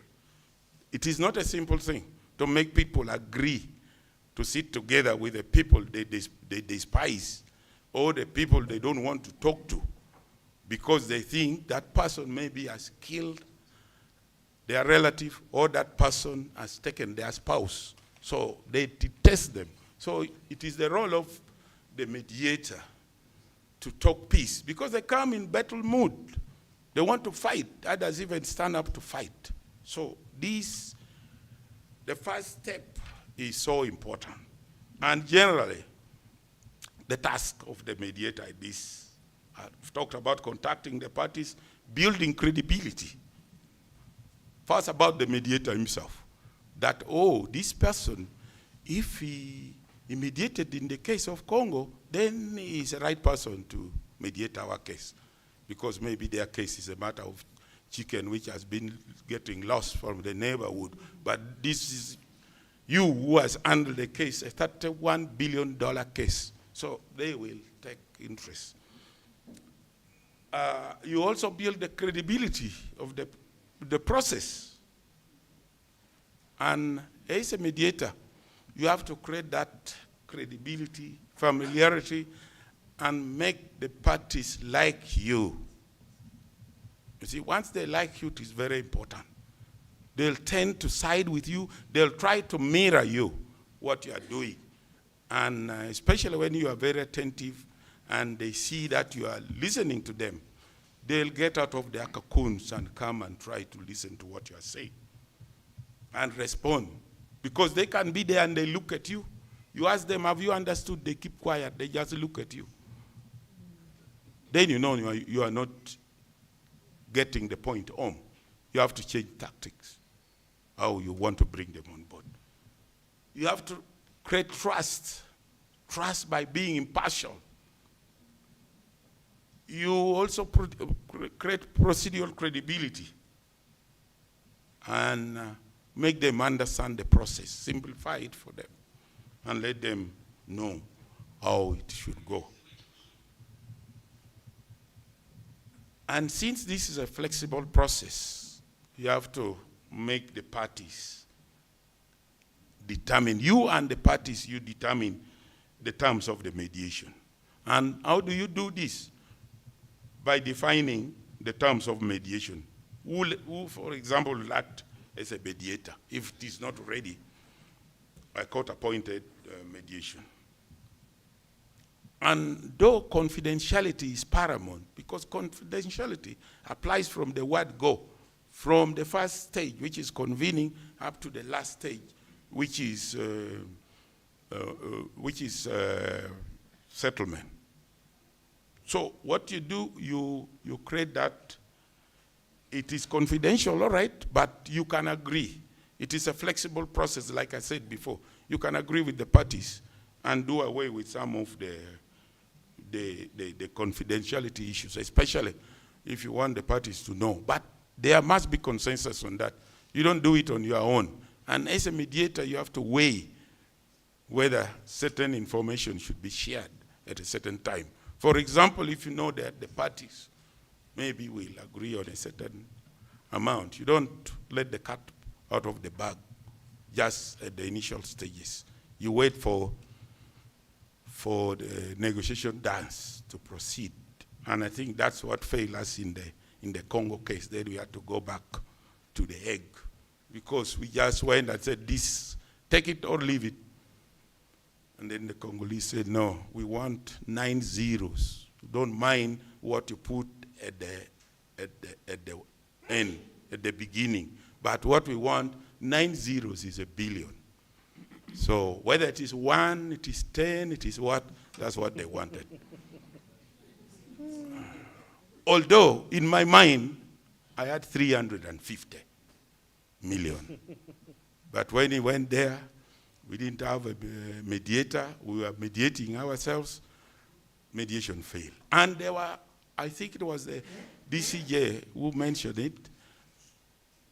All those parties who were back home there, they were weighing in how much are they going to get. And each party had an interest in the outcome of the case. So we had wanted to give them, that was initially what we had wanted, something near, above what the court ruled. But then they went back and went to court, and the rest is history. You all know the outcome of that case, $325 million. We had wanted to give them 350. So we had a bonus of 25. So, in fact, it was something that, it was the first case of its kind. Because in the case of Eritrea, Eritrea, it was 14 million, and then they had to change the what. But in this case, why we also agreed, because we said Congo is our neighbor. They will not go away. They will always be there. And after that, we went to them. After the conclusion of that case, we wanted to keep, although it was a litigation, but we wanted to keep that relationship, that friendship with Congo. We went back to them, and then we mended fences, and we are paying the way court directed. But once you don't have that dance, you don't set up certain positions, then it will be mad, and there will be no conclusion. And one other thing is that one thing you should consider at this stage is that sometimes parties agree to mediate on condition that certain matters are not discussed. I've had cases, both when I was in the administrator general department. We had a very serious mediation with Justice Kafuzi in 2003. Very serious ones. But we didn't know then that those were mediations. But what happens in the family division, especially on the issue of properties, you find that somebody has sold the properties, some of the properties. And the condition is that for the other party to come, the offending party to come to the table for negotiation is that you are not going to discuss that issue of where they sold the property. I had a case where we had over 20 people, and all of them were saying, we want our share, we want our share. So I realized the issue that was derailing the negotiation was the issue of a sale of the burial ground. The burial ground is a very important issue in Buganda. If you play with it, you'll miss out on negotiation. So we agreed to leave it out and leave the position that's where everybody agreed, said now, mediation is about going forward. Let's leave the issue of what happened in the past and let's move forward. The person who missed may get a slightly higher amount of money. And we settled. It was one of those cases that I thought would never settle. But we settled, and at the end of the day, the principal judge emeritus made mention to that when he was talking about the stimulation exercises. What happens after you have settled? They came out and greeted each other, and then they clapped for me. It gave me morale as well, because it was a well-settled case.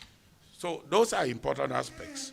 And what do you need during mediation? You may need an agreement to mediate. If you can commit the parties that at this stage, you will need an agreement. In certain jurisdictions, they have an agreement. Then, of course, you may have then the mediation agreement, which will guide the mediation. And after that, when you have come to that conclusion, you thank the parties for hoping for mediation rather than going for litigation or going for each other's frauds. And it gives them morale. You also thank the lawyers. And sometimes, and most times, I thank the court clerk as well.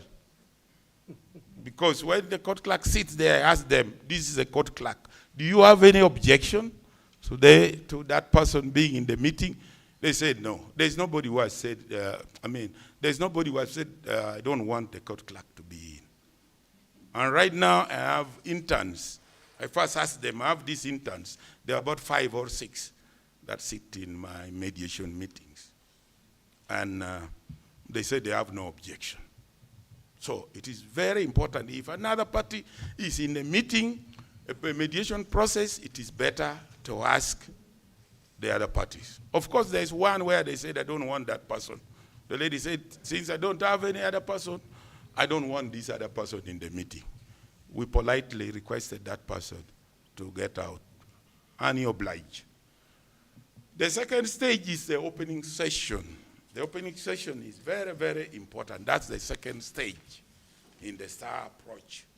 The task here is to welcome the parties and describe the process so that the parties know what to expect from the session.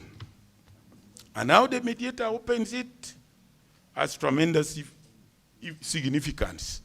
If you keep on stumbling, then the mediators may lose it. The parties may go to sleep and switch off. And to start it again, you know, when a car doesn't have power in the battery, you may have to push. That is if it is not an automatic car. Now, I think most parties are automatic. You may not start them again until you use, I don't know what you use, maybe you may then have to adjourn, but it is very important. The action is to complete the action to complete the task is to engage the parties in active negotiation process, where they are not just passive observers, because the mediation is about them. Remember, DCJ Emeritus talk about party autonomy. Party autonomy, you empower them. And the case is theirs. So keep on reminding them all the time that the case is yours. You give them the guidelines, and the result which you are looking for is for safety and hope. You have to create hope in them that this process will bear fruits at the end of the day. Because they will be very annoyed, say, why are we wasting time here? We fail, this thing failed. Why don't you go straight for litigation? But this is to create hope. And parties normally feel safe to express themselves if they know there's a resolution coming up. But if they know that there's no resolution, they may not appreciate it, they may not buy in to that. What does the opening include? It includes the greetings, the introduction, and that's why I tried a little bit to introduce myself, assuming I was in a mediation. The atmosphere, the environment, the sitting arrangement. If, for example, I was mediating, and these were two parties, and I'm standing here, you are there, there's no parity, there's no closeness. Sometimes it may be better to have the parties sit on this side and this side, but because of office accommodation, we don't do that. But if it is in a boardroom, and when I sit in the boardroom of the family division, I make parties sit side by side. So I share with them my granules, if I carry water, I give them some. Then they know this is our man, and then they will trust you. And then you have to determine who speaks first. Now, this one, in ordinary cases, it is either the plaintiff or the petitioner or the applicant. But sometimes, depending on the nature of the case, you may ask the respondent, the defendant, to speak first. And then equal times are given. If this one has spoken 10 minutes, you give the other party also 10 minutes. And then they speak. If you must go beyond that, you may then ask the other party that, this one has spoken longer, but I'll give you more time to compensate for this. So that there is equality. And that's the whole matter about. You see, the critical success of mediation starts from creating a positive atmosphere of hope, safety, and empowerment. You empower them that the decision will be theirs. Because people come when they are very angry, they are very upbeat, they are all sorts of things. They don't want to talk to anybody. But then, how you counsel them helps a lot. You establish the ground rules. There's confidentiality, there's who speaks, how they speak, and tell them to avoid abusive languages. In the stimulation exercise this afternoon, we were informed that other people were exchanging, assuming it's a real mediation process. The mediator has to cool them down. Maybe you can call for, or you tell the parties you adjourn for 5 minutes, not the other adjournment in Tororo, but maybe for 5 minutes, so that the parties go and cool it off. A mediator should also answer questions and obtain a commitment to the process and search for a resolution. You get the commitment at this stage. Because without a commitment, it will not close. The process will be derailed. In summary, the mediator's opening should be optimistic. You tell the parties, we shall settle. But if the parties come to you and they say, I've never seen a case like this. This case, I think maybe, you are discouraging the parties themselves. You yourself must have trust, must have faith in the process. Because if you don't have faith, it's like you're going to operate somebody. Said, I've never operated somebody. like, who has this kind of sickness? Let's try. Nobody will come to the theater. So it is very, very important. And be a role model for cooperation. Educate the parties about the process. Explain your neutrality. You take part in that process, but you don't change. You know, when you are doing chemistry, you read about a catalyst, something which takes place in a chemical reaction without it changing itself. A local example my teacher used to give me was yeast. Yeast will always remain yeast, but it causes fermentation that produces alcohol that makes us drunk and we sin. So this is. So as a mediator, you don't take part, you don't change from who you are. Even if it is so bad, you can only manage how to balance the inequality, if there is an inequality. Because sometimes people come for mediation and the power balance is not balanced. You may do that through asking questions, but not taking side by telling somebody, you first keep quiet, let me hear the other party. That one is maybe treated as partiality. Empower the parties to make decisions, be differential to the parties, express empathy. If somebody is talking, say, I understand, you keep on, I know, it must be hard, without appearing to take sides. Set a positive and collaborative tone, because we'll soon talk about it in integrative bargaining and mediation. Build trust. Then how do you determine the issues? You define issues. How do you define them? You can ascertain the issues from the opening statements of the parties. Tell them to give you a description of how the dispute arose. Not the lawyers, you ask the parties. The lawyers can come in at the end to advise on the legal issues. And then you give a summary of the issues that must be resolved. How do you define this? The mediator can ask the parties' opening statements to identify each party's issues. You use the party's opening statement to identify those issues by organizing or establishing a list of issues to be addressed in mediation, because you can't jump from item to item. You pick the issues. You reveal according to the strength of their cases.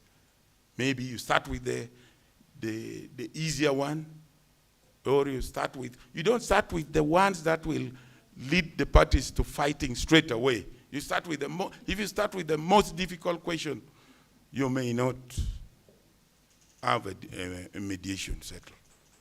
I had a case where people were fighting over administration of the estate. And when they came in, the widow said, no way, there's no way I'm going to agree to this. But they were agreeing on the distribution. So what I did, I said, let's hold on with the administration and start with the issues. We started with the issues. With the distribution. Everybody was in agreement. Now we said, okay, how do we implement the distribution? We have to come to the administrators. So we agreed in the sense that we told them, we are going to include all the things that you have raised here.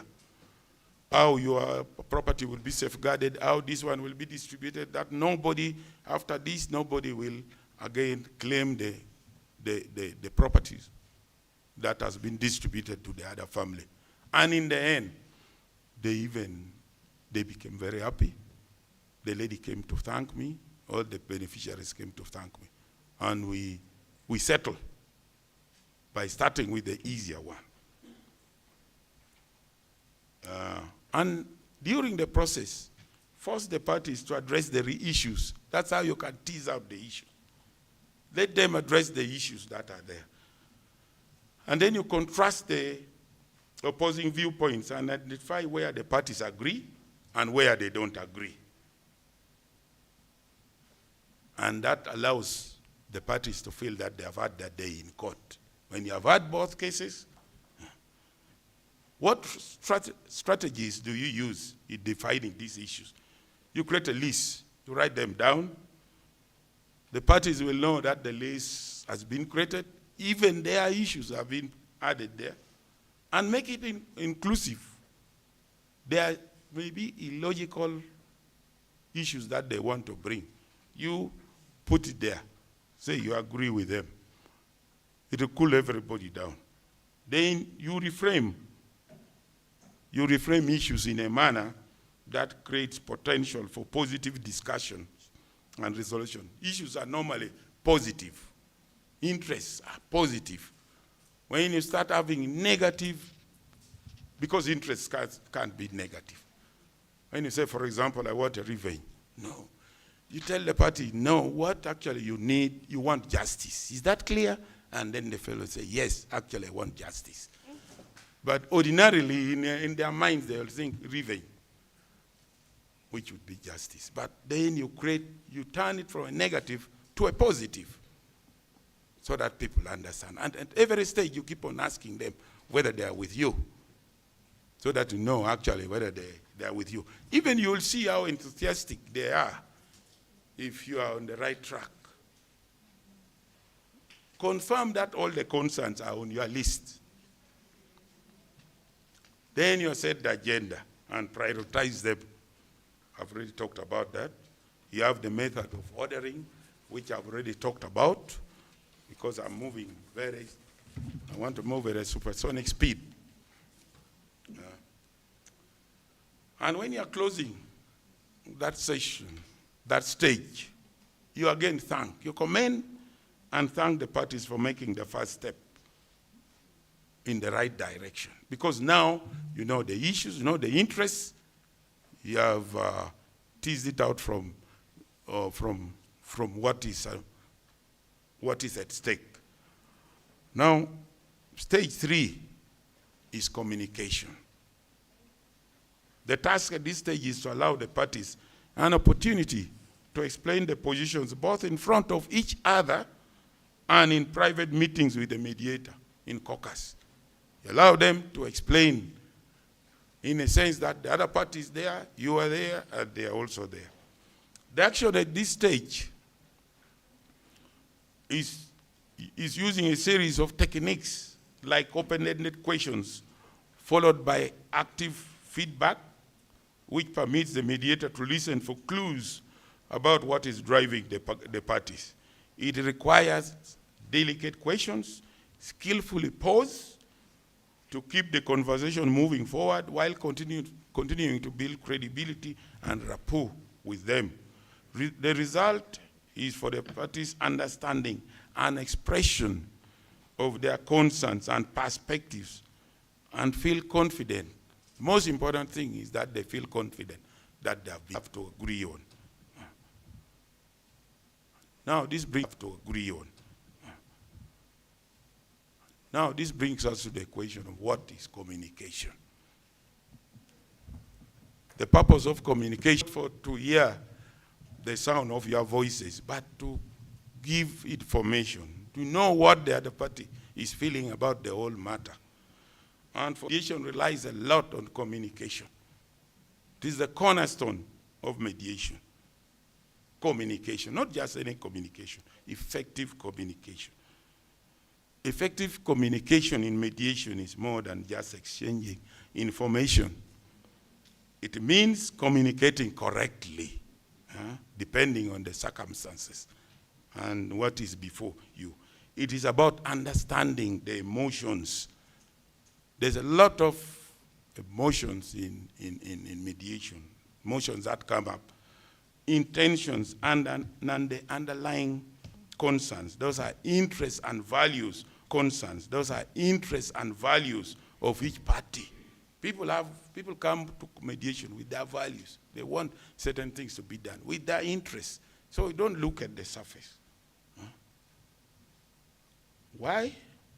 effective communication between all the participants is necessary for the success of mediation, because it takes two people to speak, two people or a group of people speaking on different sides, to speak the truth, one to speak and the other one to hear what they have spoken. And how do you uncover this? What techniques do you do to uncover, to get this communication flowing and get the interests and the values? This is done through communication tools. And the strategies for communication tools are many. One of them is body language. These are communicated feelings and emotions interpreted by one's body positions. Body language falls under non-verbal communication, which is a transmission of message through gestures and can convey unspoken words or attitudes. The way people sit, move, or lean can reveal a lot about them. Leaning forward may suggest interest, while crossing arms may indicate defensiveness. Non-verbal communication is more effective in that one cannot pretend to be listening. I mean, one can pretend to be listening, but it is because it is spontaneous. If I say this, somebody may say, oh, or may jump forward in his chair, and you know that maybe it has not gone well with that person. That is non-verbal, even if they have not said anything. It provides an accurate information as it takes place under less conscious control. You see, if I ask you a question, you may want to think of what you are going to tell me. But if I'm talking to you and I see you looking at the roof, looking at something else, and your mind is somewhere else, I know that that's a non-verbal communication, that you are not being attentive. But if I see you nodding, but depends also on which culture. Some people nod to mean no. The Japanese, for example. These are people who their decisions are made communally. If you sit with them, first of all, they will give you a sitting place on mats, and many people may not know how to sit on mats. Then you talk, they are nodding, then they will withdraw. In Asia, Africa, and collective, that's what we call them, collective cultures. And then the individual cultures, which are in the West, like America and what have you, there they'll tell you no. Here a person will nod, and then they go back to consult with their elders. And the answer is no. But they'll be nodding, and then it gives you fire. You are now continuing, not knowing that actually they're saying no, or they want to consult. So knowledge of that also of culture is very important when you are dealing with this in mediation and the parties. Depends on the parties you are talking to. The other one is restatement. The parties articulate their positions, enabling the other party to understand what they want. This is followed by a restatement of the problem by the mediator, where an attempt is made to incorporate the different perspectives. The mediator reassures the statements they have had in his own words, so that it leaves no room for doubt on what the message was. Paraphrasing. Paraphrase or summarize what you have had in your own words to show the parties that you are actively involved and to confirm your understanding of their message, because you may end up misconceiving the message that is being sent, because we all have different ways of expressing ourselves.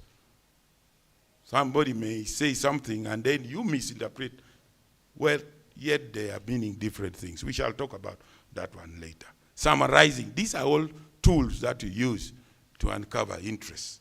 Summarizing, the mediator outlines the main points made by the speaker, and then the speaker maybe agrees that that is what they said. Expansion, expanding the statement. The mediator helps the parties to expand upon their message, to structure their thoughts, to group or other similar ideas and separate complex issues, component issues. Complex issues have their component issues that also involved. For example, in divorce proceedings, there's the case of having a party. What is the content of communication? There is the intended message that you send. Then there's the communicated message. You intend to communicate a message, but you communicate something else. And then there's the received message. Sometimes the intended message is not received the way it is supposed. So you have to be very careful that the intended message was communicated and was received by asking questions. What are the challenges that we face in communication? I talked about cultural challenges. Some cultures are difficult. For example, looking at your elder directly in the face and you have also opened your eyes wide. That is an insult. This disrespect to the what? And maybe our elders' faces. But if you go to Europe and North America and are talking to you and you look down, I remember on one occasion I was denied a visa to go to Canada because I wasn't looking at the person. I had to reapply to be given a visa.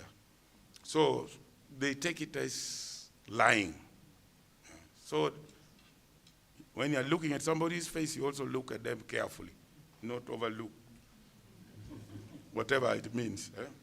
Gender challenges, certain, because it may be difficult. One time I had a case, and a case that took a lot of time. It involved Kalere Market. And there was an issue of paternity. And the lady, there was a girl who had just been married in that family. She said she was 16 when she was married, and the deceased had told her that she was impotent. And I was wondering, then I asked her, how did you start that serious conversation with your father-in-law? How did you? It became a very big issue, and we challenged her, but I don't want to go into the details involved. Because how you, a 16-year-old, you come to ask your father-in-law whether something is okay or not. How do you start? So these are questions that certain ladies are not allowed to ask certain questions. But now, ladies are liberated. They can ask anything, but in certain cultures, you are not allowed. Here, we can ask anything because we are all equal under the law. That's what the Constitution says. Personality challenges. Some people don't know how to express themselves, but they may mean well. They may be talking about the same thing, but these are issues. These are challenges to communication. Language challenges. They want to do, they may not, they may be perceiving certain things differently. And then what are the actions to facilitate communication? Those are questioning techniques I've talked about. Validation. This technique involves acknowledging another's existence and importance, the assurance that the person's feelings and expressions are being recognized and valued. Premise on the following: if somebody is giving you their story and you keep on nodding, you keep on encouraging them, they feel heard. They feel their cases are being heard. Why do we do this? This is because many disputants will share the vulnerable aspects of their reality only if they believe it will be accepted and validated. So to learn another's full reality, the listener must communicate that he or she will accept and value what is being presented. You have to communicate by your actions that you will accept. Accept whatever is shared as the truth from the speaker's perspective and affirm the speaker and the importance of how or she feels Because even if they are lying, you tell them, okay, okay. You don't show them that you are not agreeing with them, because that is not your case in the first place. Then, therefore, we do this because there are 4 levels of listening. When somebody speaks, the person hearing it is usually listening on one of the 4 levels. Like I'm speaking now, all of you are listening to me. I'm not saying this what is going to happen, but I'm just giving you some may be ignoring. You talk to somebody, they're ignoring, or they're pretending to be listening, especially when people are annoyed. They pretend to be listening when they're not listening. Others will listen only selectively. When you mention something, say, hey, that one. Then there's attentive listening, where a person is listening attentively. You can see that body, mind, and soul, they are listening to you. So you need to know these 4 levels of listening. And what are the 5 secrets to listening? As a therapist listens, allow the speaker to be the most important person at the moment. When you talk about ground rules, you also agree that the speakers speak. Whoever is talking has the flow. And you as a mediator, quell your desire to talk. Keep quiet. Your own talking may be your biggest block to the therapeutic listening. Suspend judgment. Even if the person is lying, you feel they're lying, suspend that judgment, because it will bias you. And when you are trying to talk, it will be like, to advise the other party, it will be like you have already taken sides. So just listen, be impartial. Prevent your own conclusions and options from blocking your reception of the speaker's message. Knowing that at the beginning you are told them that you are impartial, you are not a judge, you are not their lawyer, you are not an arbitrator. They are the ones with the power to conclude, to come to their decisions. They are the ones, as long as the decisions are allowed by the law. It is not against public policy. We had that discussion the other day in the commercial court. It is not illegal and not unlawful. They may mean the same thing. You search out what is truly important to the speaker, both what is stated and what is not stated. Sometimes people will talk and you feel that they are not stating something. Maybe this one you can raise it up in the caucus and find out what it is. Focus on the main event. Use the flashlight technique. Scan all what somebody says and search for the most important message. They may be talking, but you get the message. And then, of course, there is responding to emotions. I told you emotions are normally very high. Avoid acknowledging emotional statements. Use it to see how parties and neutrals deal with each other. Control emotional statements. Manage only emotional expressions to maintain productive dialogue. If it is about maintaining, you can use manage emotion, use emotions. Use emotions to inform and educate the parties. Encourage emotional expressions. When you draw out emotion, if it represents interest, that should be considered. I talked about caucus. Some of these you can do in the caucus. You have to determine whom you are going to meet first. And the goal of the caucus is just to learn new information from the parties. There are certain parties who may not want to, for example, a man. There are cases where we have handled where parties are filing for divorce. And the man wants to cry, but he can't cry in the presence of his wife. So you allow him to talk to you in caucus and allow him to cry. And they will cry and then become... Yes, real tears. This helps you to discover underlying issues and give them where to vent their anger. Sometimes say, this woman, no, or this man, I do not know. I did everything for them. Now you say, that one you can't do it in the presence of the other party. It will derail the dialogue. It gives the mediator opportunity to discover the source of the conflict. I talked about people who are just glossing over the matter, but you can see, you ask them, but what is it that, why you are so interested in this other thing? The man will not tell you what it is, or a woman will not tell you. But through caucusing, you may get it. The ultimate goal of a caucus is to open channels of communication to assist the parties in arriving at a proposal which can be transmitted to the other side.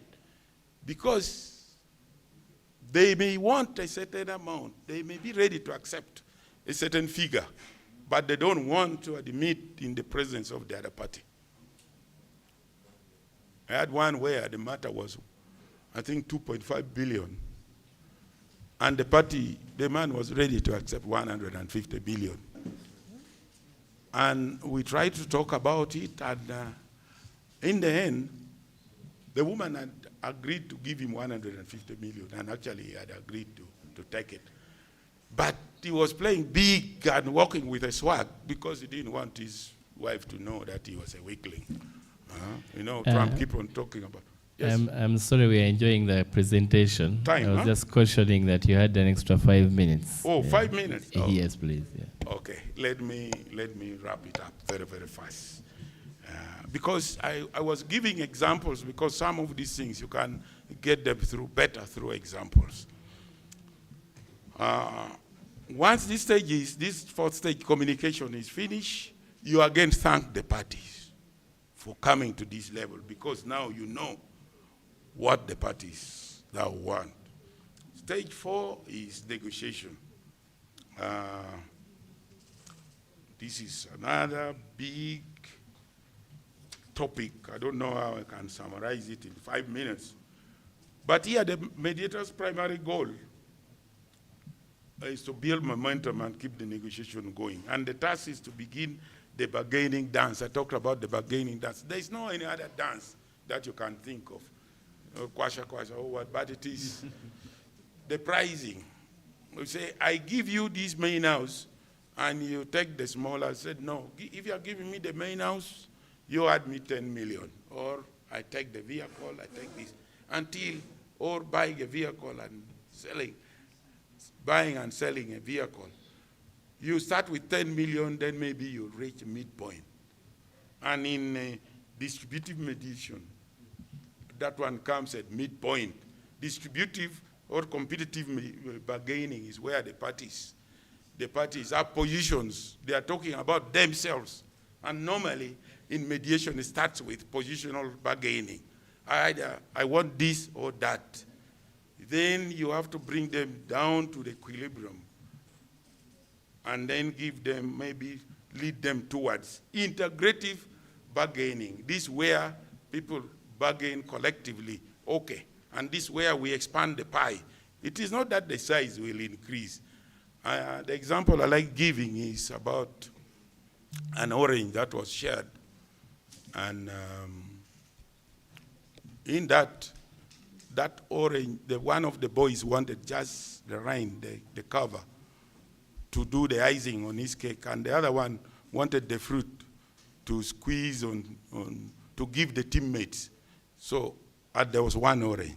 And when they asked, then now this was going below the line to look for the interest. They found that this one boy just wanted the cover. The other one just wanted the fruit. So the matter was settled. The cake did not expand, but they found innovation, ways of distributing this thing, and the boy went, the one of the cover went very happy, the other one of the fruit went very happy, and the matter was settled. So this is what integrative bargaining is. It is a win-win, not a win-lose. There is no zero-sum exchange. Zero-sum means in competitive bargaining, it means if I win, what I gain is your loss. So you lose completely. The cost, the the subject matter, but in integrative bargaining, the parties, both parties win. It is a win-win. You may not get 100%, but it's a win-win. And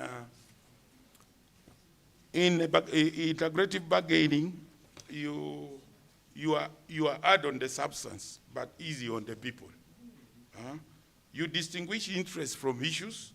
You develop options that are potential solutions, and then evaluate the solutions.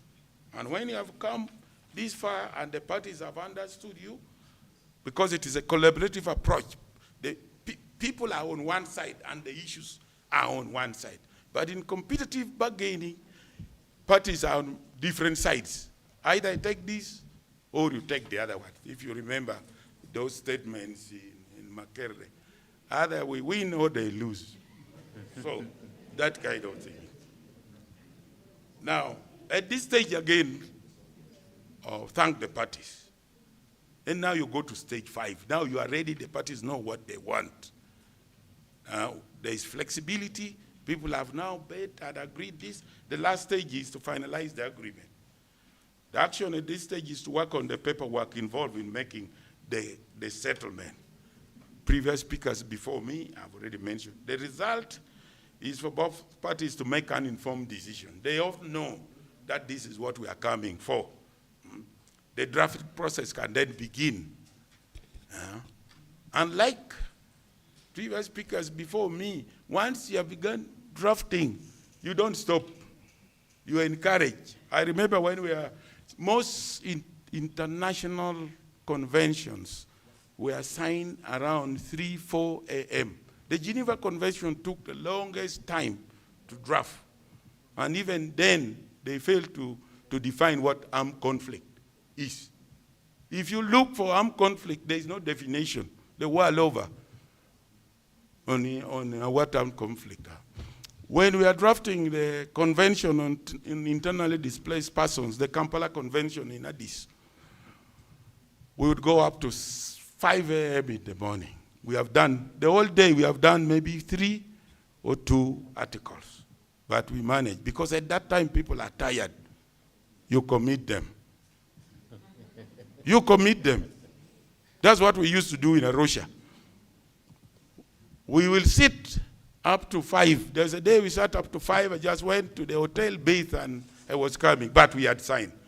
And we had got Uganda's position. So, if you allow parties to go home, like the DCJ said, they say, man, you are not man enough. How can you accept this kind of agreement? Because their advisors also at home there. They say, hey, you went there, what happened? Oh, I gave this, I gave this. You have sold us. How can you accept that? So you need to commit the parties there and make sure they have understood, and that's when you conclude. But make sure all the parties that are involved have agreed to all this. Sometimes when it fails, when negotiations fails, you try the drop dead questions. If they fail, you ask them a hypothetical question, or even some clarifying questions. Now that you have reached here, what is it you want to be done? You want to go back to court? It will take 10 years. You want to do this? It will take this period of time. And here you have the control. During the negotiations, the settlement, you have the control of your own process. When it goes there, you'll rely on the judge. You don't know the outcome. I handled a case where the lady, we agreed and the lady was given 40%. 2 houses. She said she wanted 60%. I said, take this. You know, at a certain time, a mediator comes in to give the mediator's proposal, and that is in caucus. Because you know, you are the silent listener. A silent listener in the sense that you listen to the other side, you listen to this, you know the prices, but you don't want. The lady refused, said, we want to go to court. 2 weeks later, I was mediating another case. She came in, said, I want to see you. I'd forgotten her. Said, you handled my case, but now I want that what they had offered. I said, I've already handed back the file. You go to the trial judge and ask the trial judge if they can refer it back for mediation. They never came back. I think they went ahead with, because I think she went home and also thought about it, and she realized that she may actually get less. She may get less because these were 3 houses, and she had us.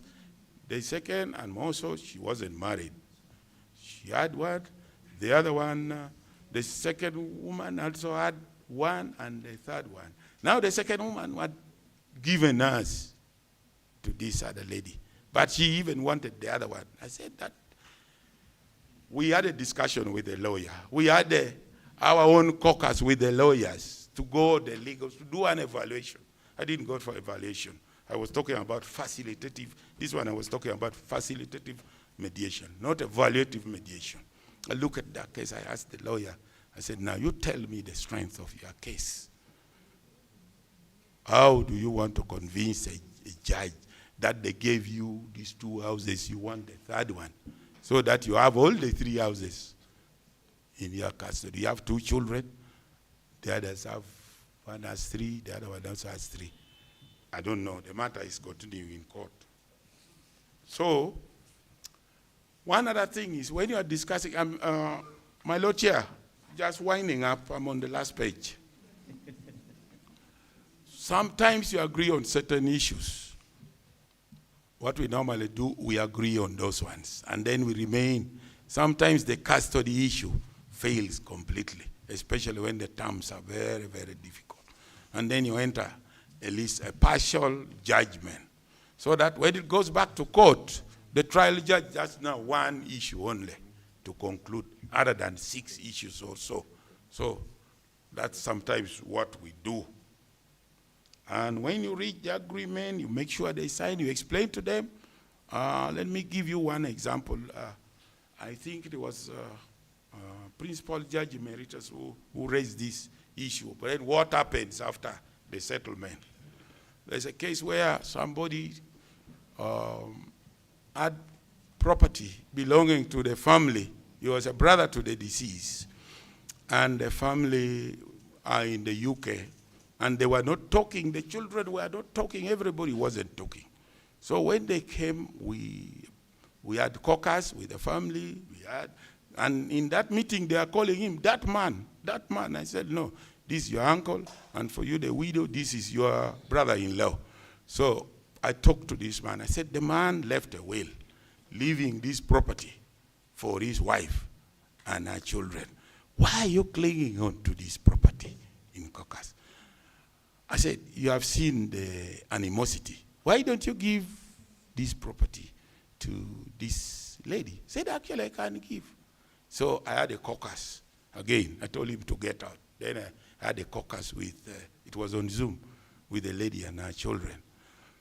They said, oh, that would be very good. We are ready to accept that one. So I called them, and I had a joint session. They all said they are ready, and after that, we now agreed, we wrote everything down, and now emotions came in. People started crying, and even the gentleman who was about, I think he was in his 70s also started crying. Then I feared I would also cry. So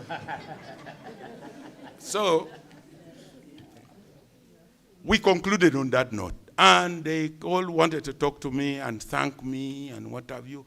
And they said, Uncle, now from that man they started, Uncle, give us your number and this and that. We shall come back to Uganda and come and see you. You should have seen the emotions. But it was a good emotion. I thank you for listening to me.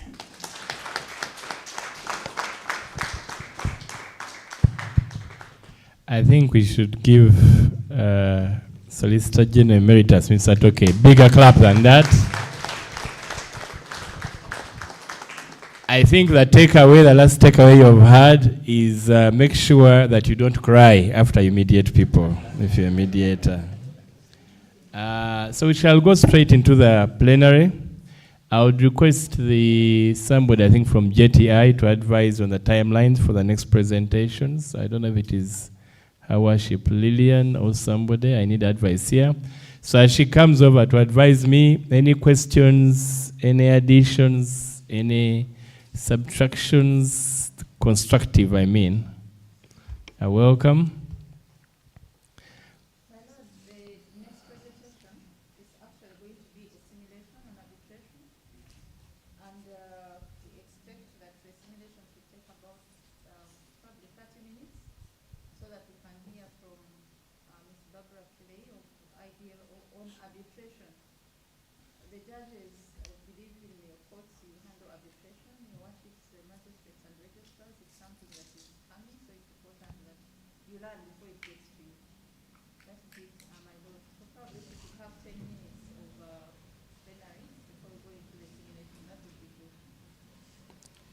Okay, thank you so much, Your Worship. So let's have 10 minutes of plenary. If you have no question, you can also put up your hand and tell us what you've learned. I don't want to pick people, so please, that is also another thing.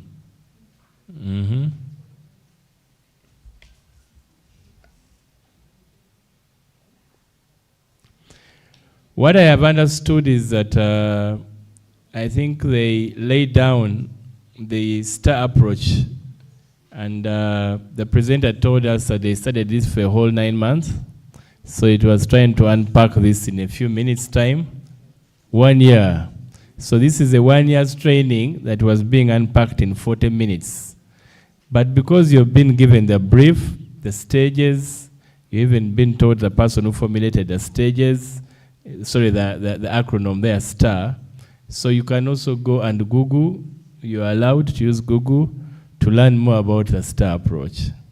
And in the event Google is not helping you, you can go to ChatGPT and type there, I am a magistrate, please tell me about STAR approach. It will actually help you and give you a brief about that.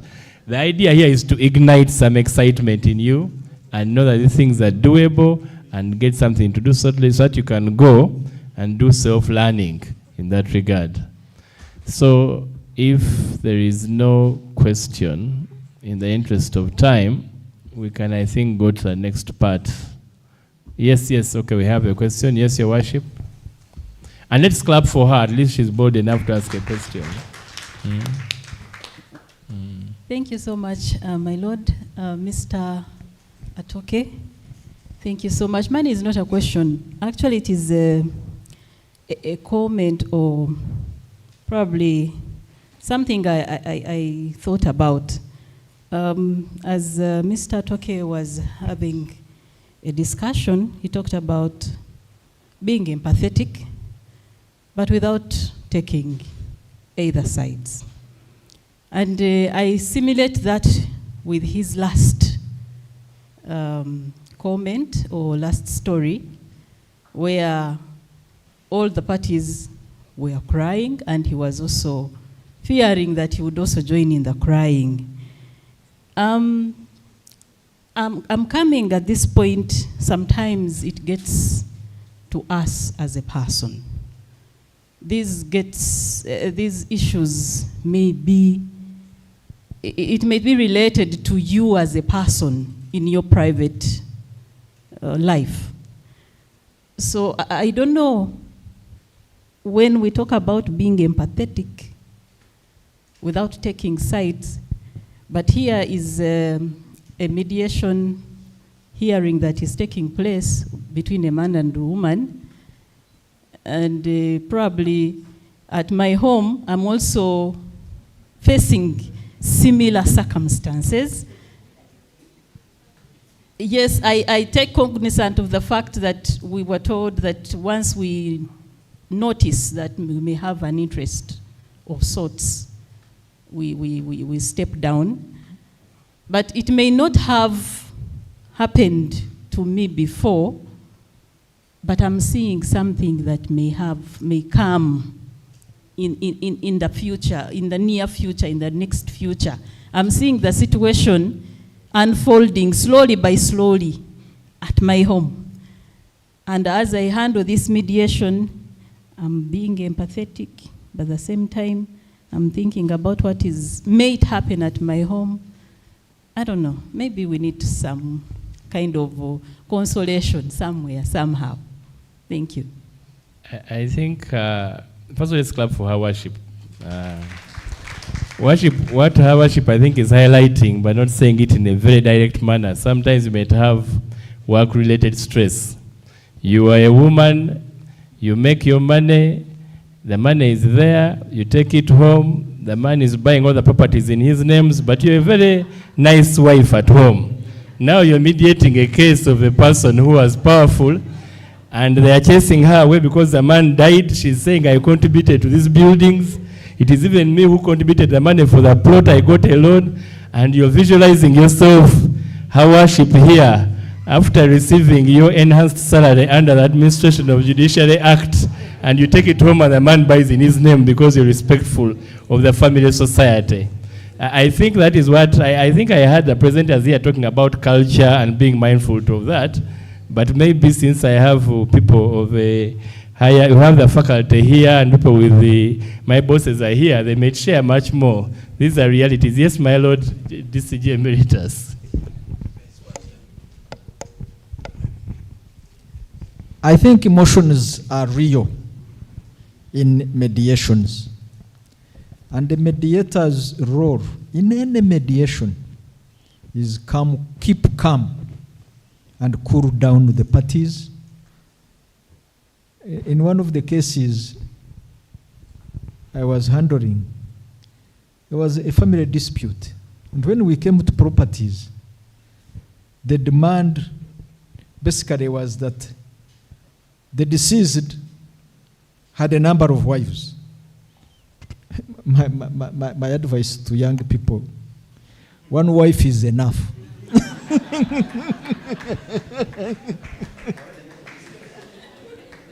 One and a half is not an addition you should make. Now, in this particular case, the demand was that the job this woman had was actually got by the husband for her. Before his death, they had a share of the salary, and this must continue. Now, this demand is difficult to handle because people are used to sharing money. Now, the husband, who was the central figure, is no more. Then the sharing must stop. How do you handle that? So, tact, emotional intelligence is important. You can't back at them and tell them the reality. But we tactfully ended up with this, advising the parties that the government salary is paid to a person who has worked for government. So we concluded that the sharing may continue, but the recipient of the money must be the one who did the work.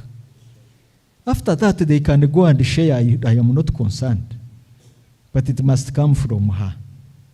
When you take them through it slowly, they will accept.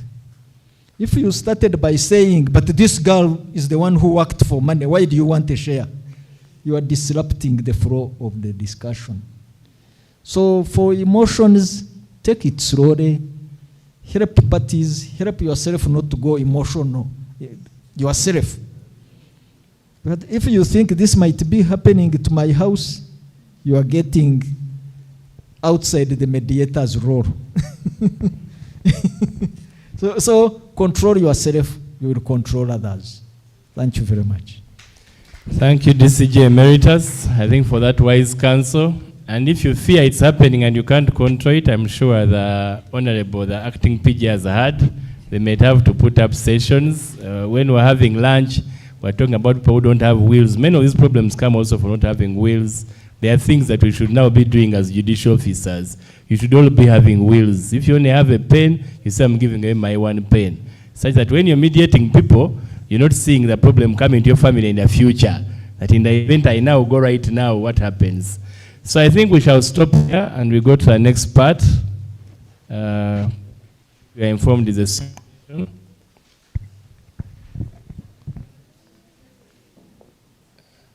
Your Worship, I think you need to come and give guidance. I was just given a microphone and I'm just chairing, so the guidance must come from you.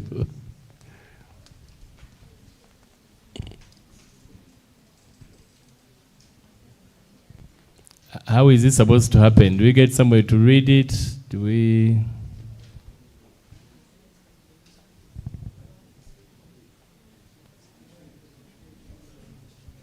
My lords and your worships, the arbitration simulations are going to be done in the groups in which we were in the morning. Those that were in the opposite room, the simulations are already there on the tables. The team leaders, I believe, are still known. So I request that you move to the opposite room. The group that was with my Lord Justice Kafuz, you were operating from here. I think you're the only group that you've not yet given those simulations.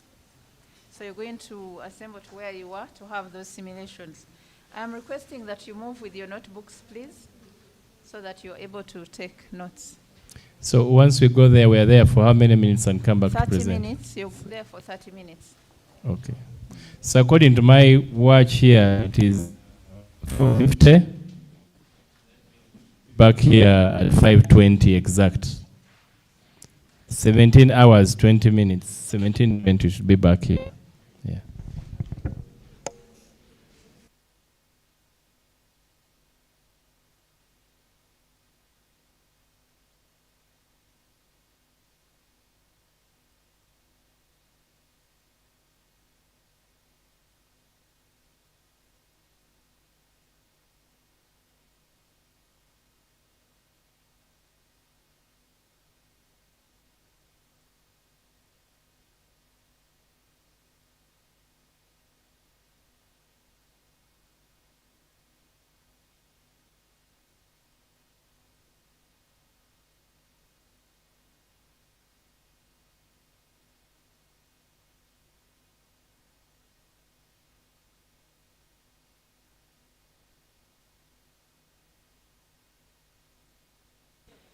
The composition of the teams has not changed. As you discussed earlier, is the same way you're going to discuss this evening.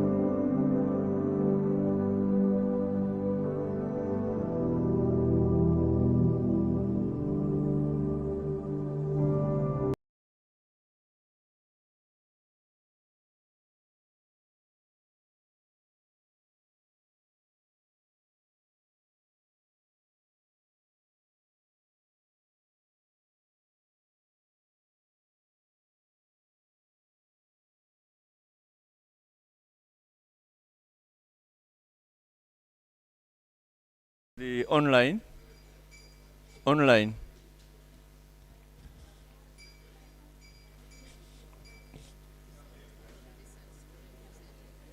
Yeah. Yeah, that's what she's doing. Yeah. So which group comes first? My Lord, no, it is okay. My Lord Justice Kafuzi, kindly let's have your rapporteur go first. No. No, my Lord, we shall go with what you are able to have. My Lord Justice Kafuzi, kindly let's have your team member. Wait a bit. My Lord Justice Kafuzi, your rapporteur could come first. Your rapporteur could come first.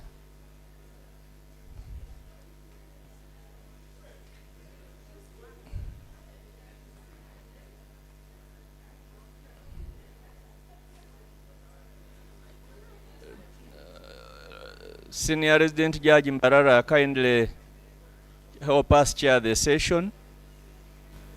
Help us chair this session, Senior Resident Judge Mbarara. My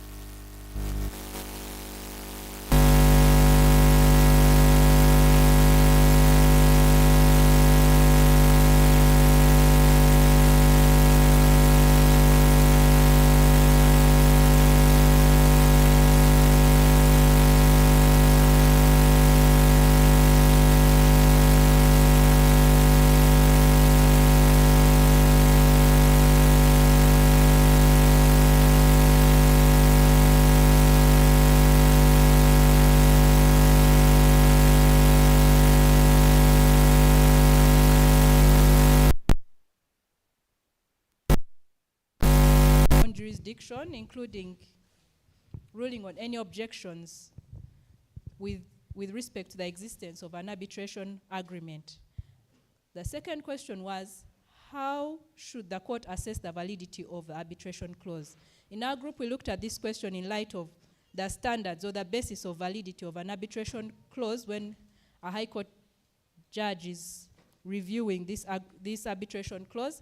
And some of the standards that we looked at, first of all, Section 3, where it provides that an arbitration agreement should be in writing and signed by all the parties. Secondly, we looked at the clarity of the terms of the arbitration clause. Thirdly, we looked at the capacity of the parties to this arbitration clause.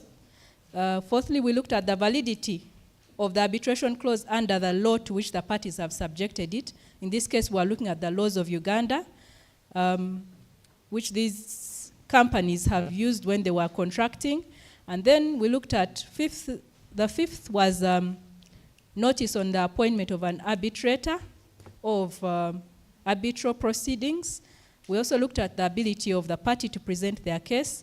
And then we also looked at whether the arbitral award deals with a dispute, which was contemplated by the arbitration clause. So those were some of the standards we looked at that maybe a judge would consider when looking at whether the arbitration clause is a valid clause.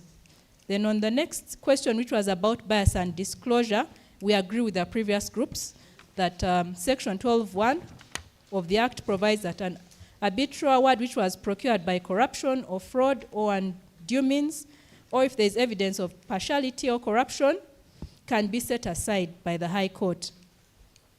So we looked at the participation of this chairperson in prior engagements as a ground of impartiality, since he already had previous dealings with this company.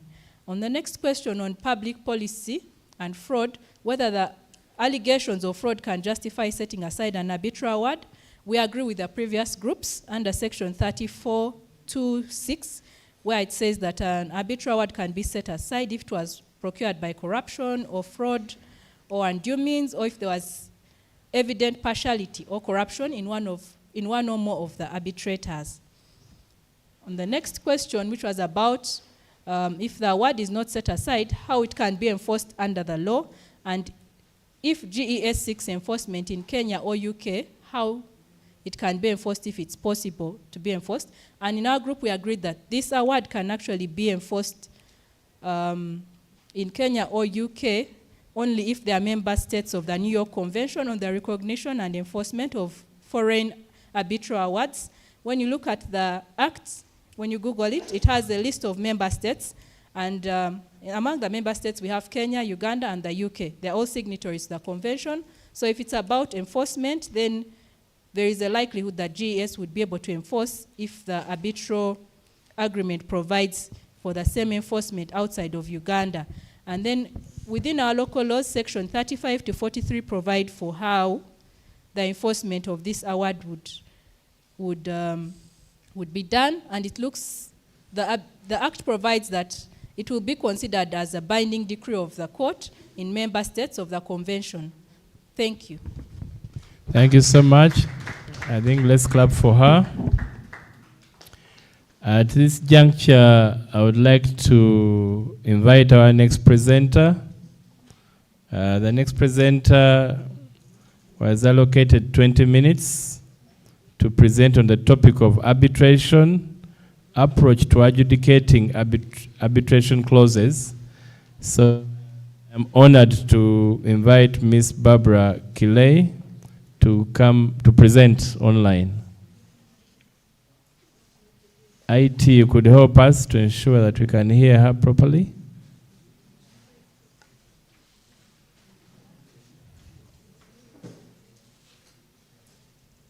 The introduction. I hope we are all well. My apologies for not being there with you. Am I audible? Yes, you're audible. We can hear you and see you. Audible. Thank you very much. So thank you. I missed out a bit on the initial, I think, 2 presentations on the case study. But I will make an assumption, and if it is wrong, please forgive me, and hopefully we get to address it as we proceed. The very first question that was asked in the case digest that you just had was on whether the tribunal had any, was the tribunal competent to rule on its own jurisdiction? And I'm very happy to have had the familiar phrases of competence being mentioned, and the ability of the court to assess the arbitration clause as a standalone agreement.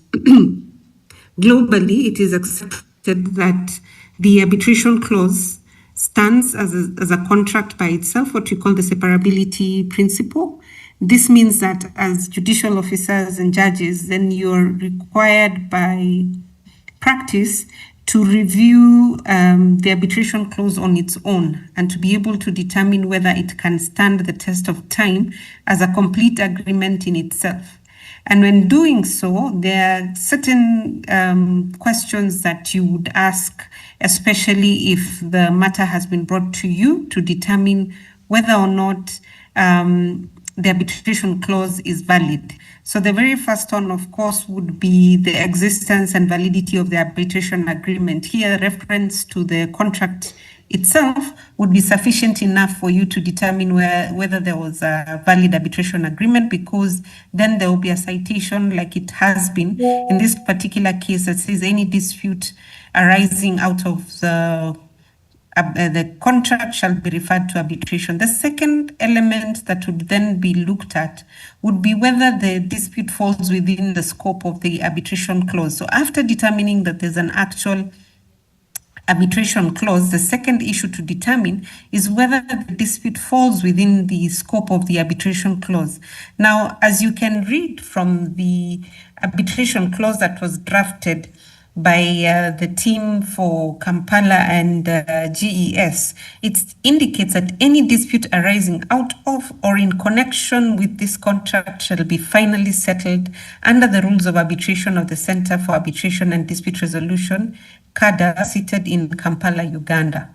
Then it goes ahead to determine how many members of the tribunal shall sit, and the language of the arbitration, so as English. Although we did not get, for example, an idea of whether there is a particular governing law of the contract that shall be applied, so is the assumption that because it is seated in Kampala, and seated in Kampala, if you allow me to digress, does not mean that only the venue. The choice of the word seated in Kampala means then that the arbitration rules for enforcement would then apply to this particular dispute. So that is what it means when you mention the seat. This is the rules of the procedure for arbitration would then be applied. So the second element to consider, after, of course, checking and confirming that the dispute does fall within the scope of the arbitration clause because of how wide it has been phrased, that is the issues of the validity of the contract itself. Notwithstanding the fact that there is the allegation of there being no approval by, for example, the board of directors. You see, because the challenge would then be, would require you as a court to go into detail over what has been presented to you. When the defense that this particular contract is not binding on one particular party, the question would then be who was authorized to sign that particular contract. Is that the person who signed the contract? If it required a board resolution, was this not something that should have been in the note to Kampala or to GES at the time of signing the contract, and therefore should have been raised at the initial stage? So there are ways to determine whether the parties are just trying to find a reason not to proceed with the arbitration process and are trying to frustrate it. So this would ideally be one of the guidelines that you're using to determine whether or not the dispute falls within the scope of the arbitration clause. The third is to assess whether the arbitration agreement is capable of being performed. This would be, for example, where there is a lack of an understanding on how the dispute itself was to be managed in the contract. So if the contract itself is not clear, you could go to the extent where you say that there is clear intention to proceed with the arbitration agreement, but if it cannot even be performed, for example, one of the parties has been declared insolvent, then it means that even if you were to go into an arbitration of a debt that has arisen, the Insolvency Act now requires that those proceedings be within the court because it is a question of a debt. And two, it will also be something that can be considered as falling within public policy, as being against public policy, proceeding with a matter that is against an insolvent institution. So those are those are steps that must be checked and considered whenever you're reviewing an arbitration clause to see whether or not the arbitration clause can actually be deemed to be valid and can be enforced. Of course, the last one would be as a result of Section 5 of the Arbitration and Conciliation Act of Uganda, where if the parties had not waived their right to arbitrate by taking steps on litigation. What do you mean here? Here, we are looking at an example where parties have actually brought their case to court, they have filed their pleadings, they have presented the issues and now ready to proceed. And one of the parties says, brings in a preliminary objection at that particular point and says, well, we need to go back to arbitration. Then, of course, at that point, given the lateness of their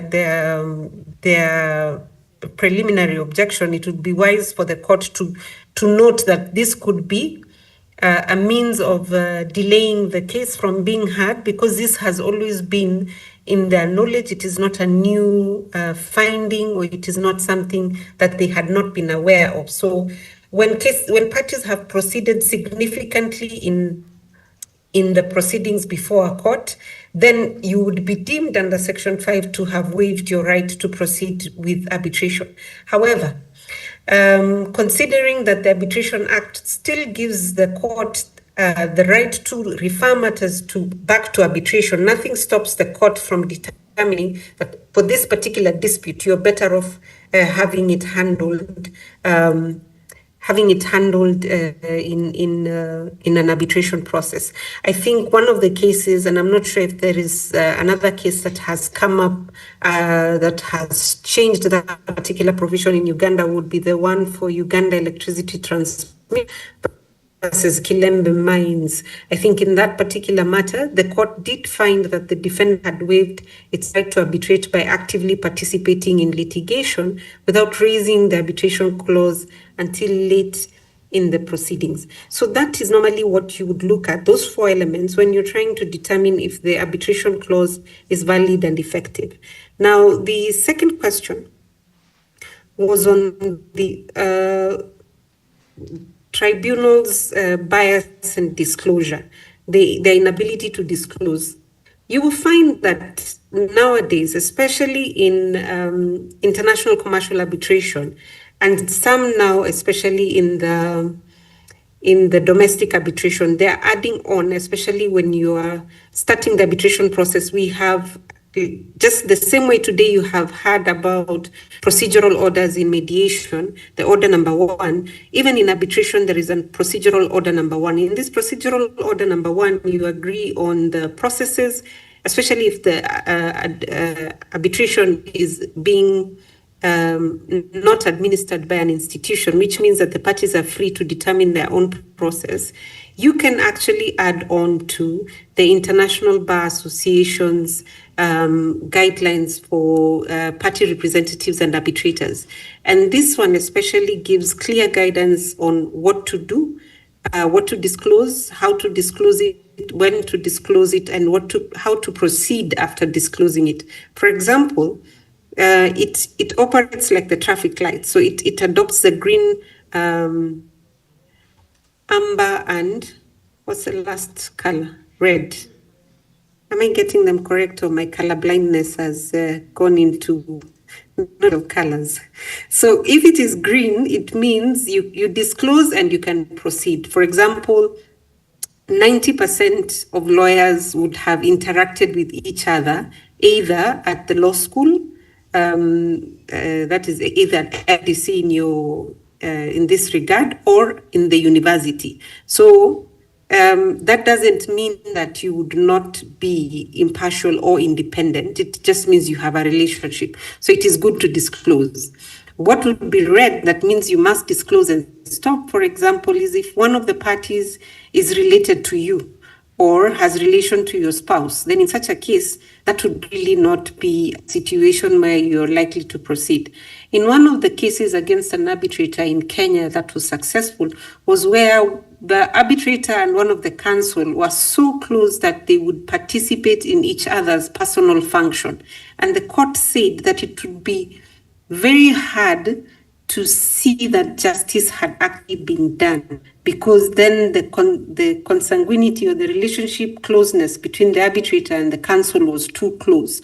And most of the time this happens to many arbitrators and counsel, because in one matter you're counsel, in the next matter you're an arbitrator, and sometimes you keep swapping the different and opportunities. And it makes sense why sometimes the arbitration field is referred to the field with PMS, that is pale, male, and stale. Although nowadays in the African context, you can remove pale and maybe use a different character to define our distinguished old men who have been the arbitrators for a very long time, are now just deemed to be a particular club that gets all the appointments. Of course, I know many of the arbitration institutions in terms of referring to arbitrators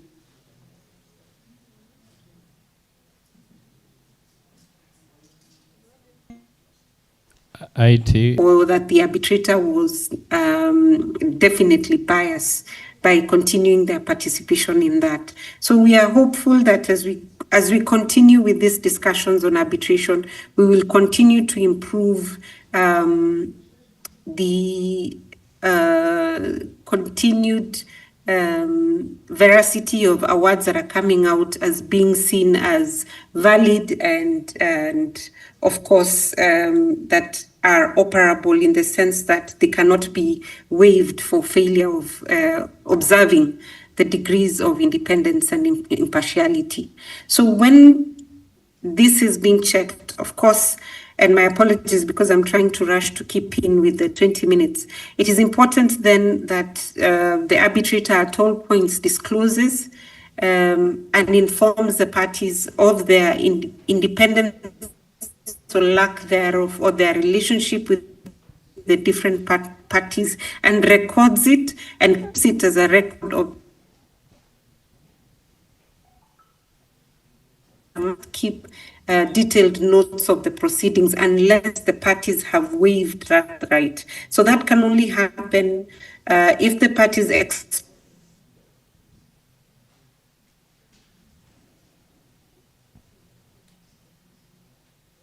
the judgment and award, because this is part of the process of ensuring that an arbitration award remains can be confirmed to be independent and impartial.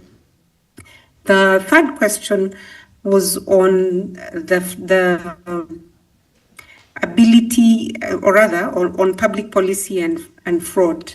Now, one of the cases that had been determined by the House of Lords in Fiona Trusts versus Privalov said that the allegations of fraud do not automatically nullify an arbitration clause. So that court then held that an arbitration clause would remain valid and enforceable unless a specific fraud directly impeaches or invalidates the arbitration agreement itself. And this decision would then reinforce the principle of separability, meaning that we are treating the arbitration clause as a distinct agreement from the main contract.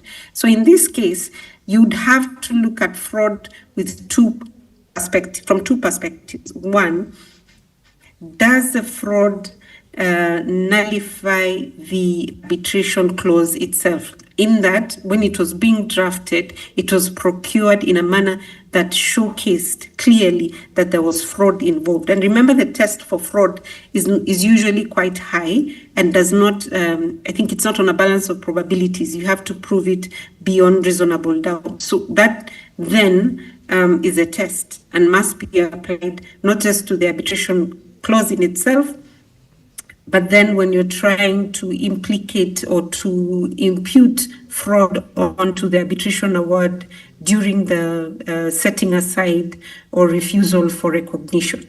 So it is important then when we're discussing the concern of allegations of fraud which must be handled by court, even the tribunal can handle fraud allegations in the contract, or if it is the arbitration agreement in itself, the arbitration tribunal does have the capacity to determine it.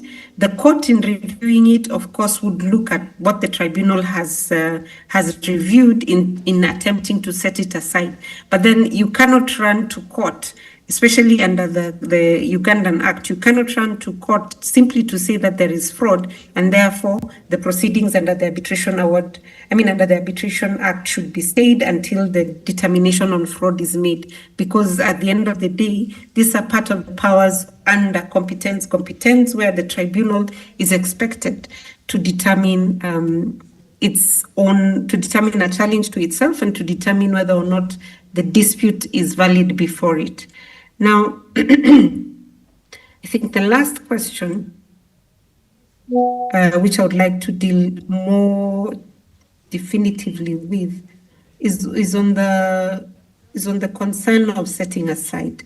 Now, there have been very many decisions coming out on the role of the courts in supporting arbitration, and especially by trying to determine what exactly fits in with public policy. Rather, how should we define public policy? Now, many institutions many jurisdictions have not defined what exactly public policy is. Unfortunately, when you're using Zoom, it is very hard to know if you're together with the participants or you're by your own. We are So I don't know together. whether I'm still We are audible following and fully. whether you can still follow through. We can see and hear you. Thank you. So the tests that would be applied for setting aside, especially under Section 34, the fundamental principles that the tests that you'd normally apply on checking whether, of course, on public policy, the very first one is whether the award violates core legal or moral values of the enforcing state. That's the very first one that you check. So core legal or moral values means, one, you're checking whether there is legislation against arbitration in that particular issue. So does the arbitral award cover matters?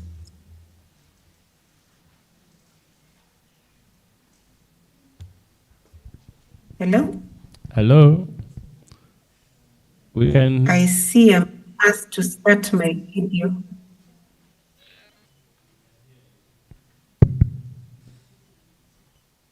Are we good now? Okay. So I was talking about the fundamental principle test, where you're checking whether the award violates core legal or moral values of the enforcing state. Here, you're looking at is there any legal provision that is against an arbitration award in this particular area? So you would look at, for example, criminal cases. You cannot arbitrate in criminal cases. You cannot arbitrate in matters that revolve around child molestation or issues of if a debtor has been declared insolvent, that cannot be an arbitration that you sit in, especially to determine a debt that may be deemed to be prejudicial to other debtors. So it's important that you review those. The others could be the Elections Act of Uganda There seems to be a lot of feedback. I don't know if that's from me or...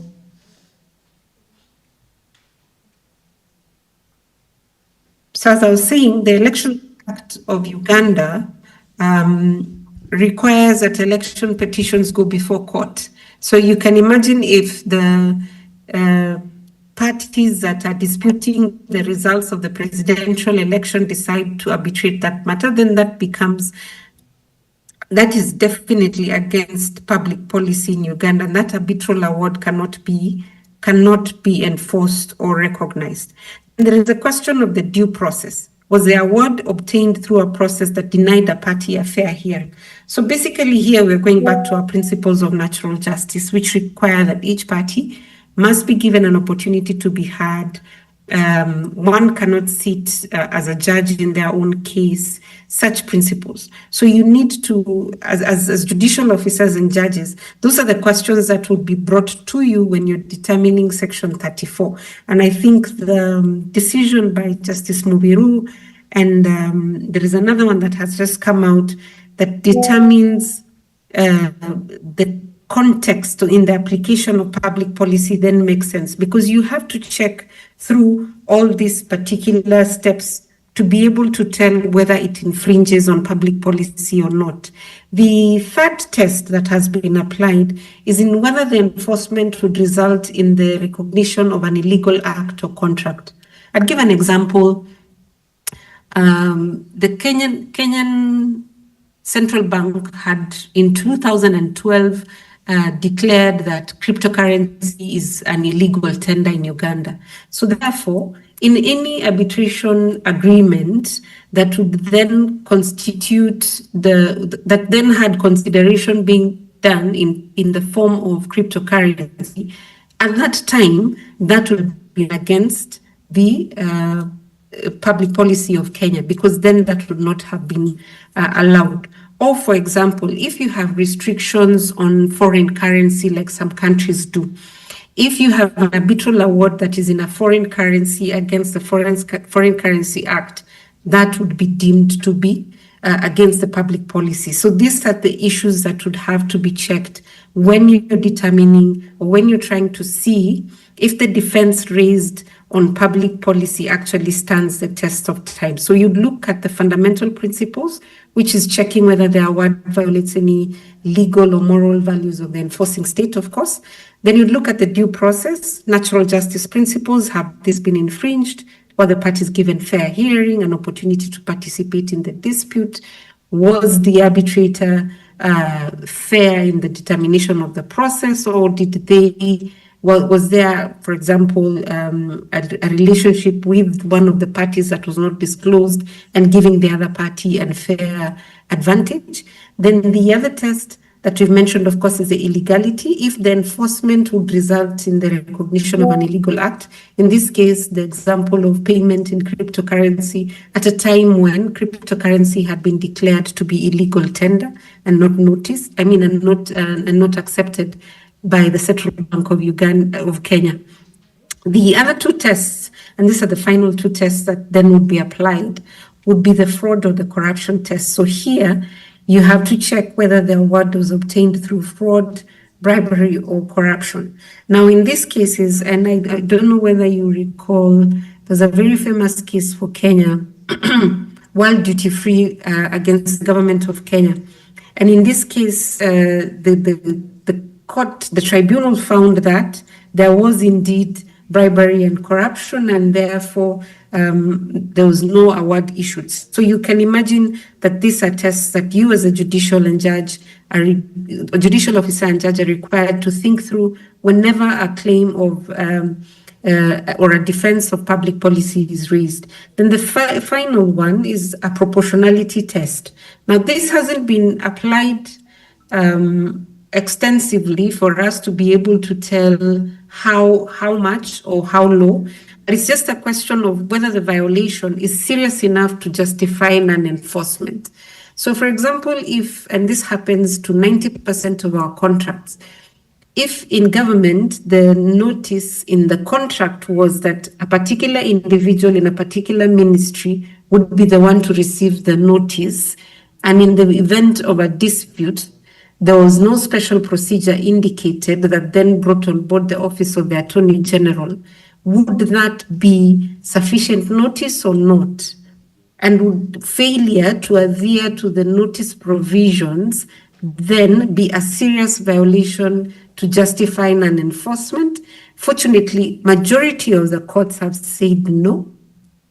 If in the contracts the parties are specific about the notice or who to be given a notice to, then in the event of a dispute, despite the provisions of the Government Proceedings Act saying that government must be notified of the dispute and government must be, and an Office of the Attorney General must be served at a particular place at a particular time, then the fact that the parties themselves who are aware of this provision changed the notice processes, then that particular notice is not serious enough to justify non-enforcement. I know for several state councils, including myself when I was practicing, that was a very, that was not a nice decision, because then it meant that all we used to do to rely on to set aside judgments would not be upheld. And finally, I just want to clarify on governing law. I know it's late and I'm sorry. There is a question that normally comes out on whether arbitration agreements are governed by the law of the seat. So for example, in this draft, we mentioned that the arbitration will be seated in Kampala, and therefore, and there's no provision for the governing law. The governing law can be very different from the seat of the arbitration and from the venue of the arbitration. For example, if you look at the UniCredit case, the place of arbitration, the venue for the arbitration was in Paris. The laws of the arbitration that then governed the arbitration process was the Paris arbitration law, but then the contract itself was governed by English law. And in this particular case, where the parties actually went to Russia to institute court proceedings seeking payments, and they had issued, there's some bond issues that had been issued, there's some bonds that had been issued and guarantees, and one of the parties then sought enforcement. But then the party to the plaintiff in this case, or the applicant, then went to an English court to restrain the other party from instituting proceedings in Russia and proceeding with them. And in this case, the English court actually gave an anti-suit injunction and requested that, or rather directed that the defendant, in this case known as Raskem Alliance, to proceed with the arbitration in Paris, despite the proceedings that were going on in Russia.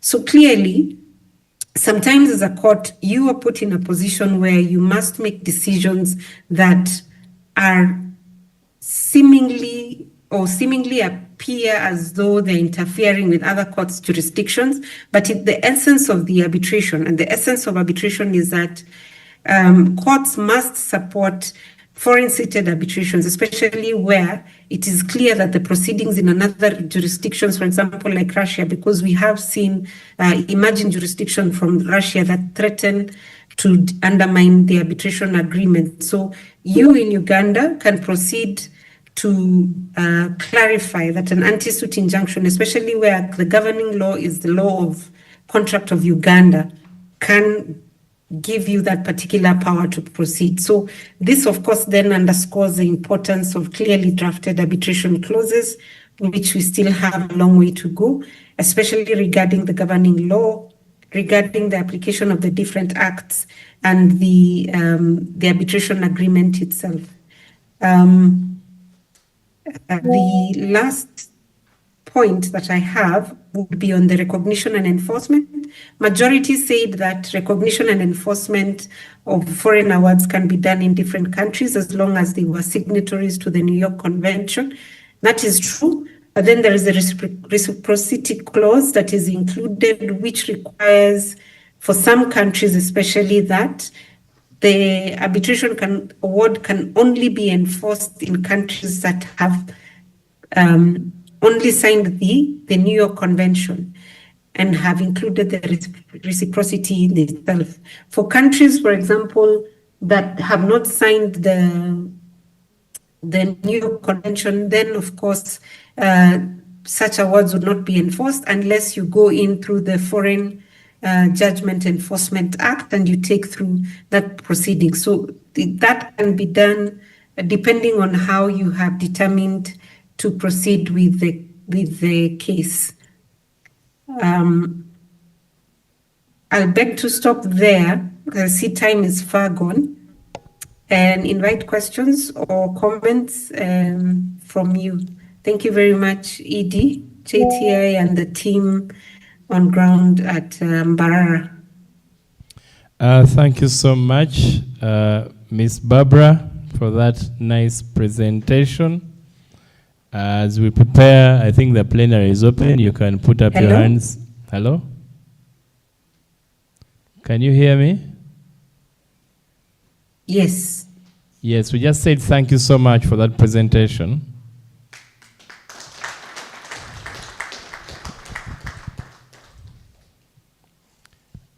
And we're moving to the plenary. Anybody with any question, any clarification? The takeaways I think I've picked from the presentation as you prepare to ask is that it's important for you to look at the arbitration clause, specifically if it is defining the governing law, the application, the seat of the arbitration, because that particular clause stands alone on itself as an agreement, and it is important for you to consider it if you are a judicial officer considering a matter of this nature. So does anybody have any question?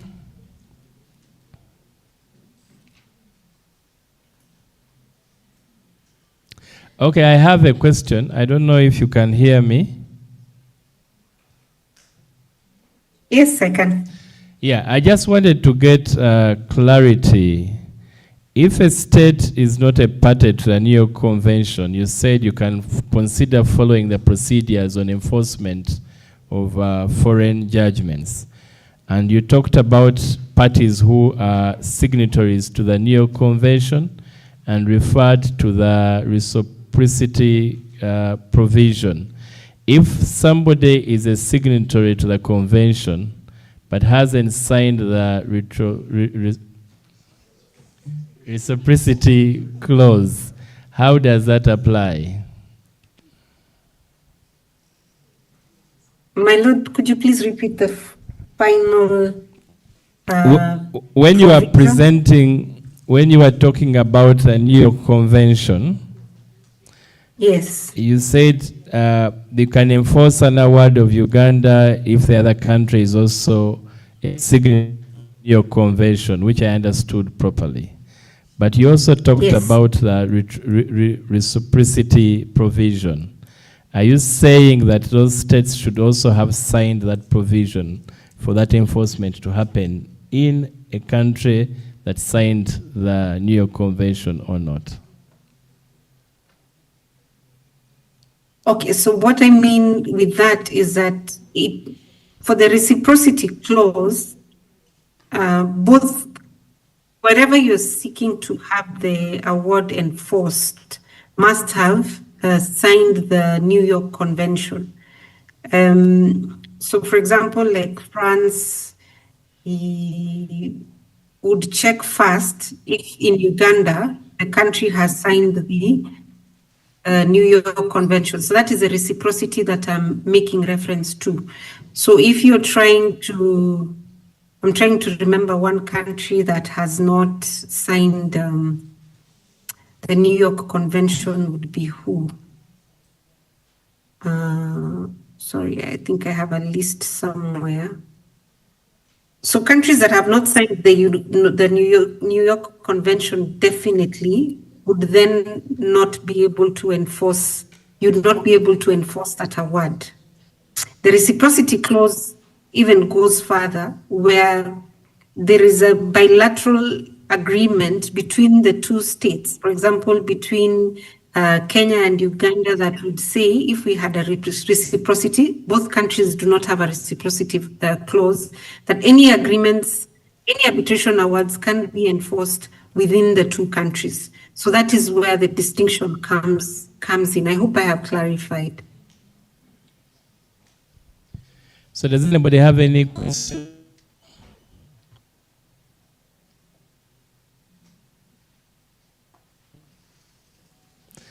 Okay, thank you very much. Our presenter, Ms. Barbara Kiley.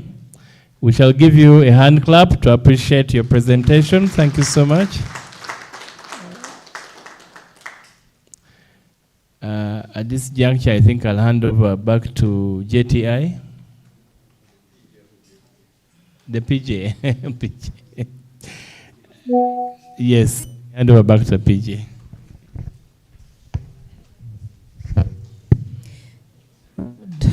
DCJ Emeritus, my lords, your worships, I think you agree with me that it has been a very fruitful day. We started with leadership. We went through different aspects of mediation. We did simulations. Now we have also learned about arbitration, done a simulation. I think we deserve to clap for ourselves. A special hand clap for all our facilitators, please. And I think I would not be wrong to say that we have earned our rest. It's not a time for long speeches. Let's meet tomorrow at 9 a.m. in the morning. On time.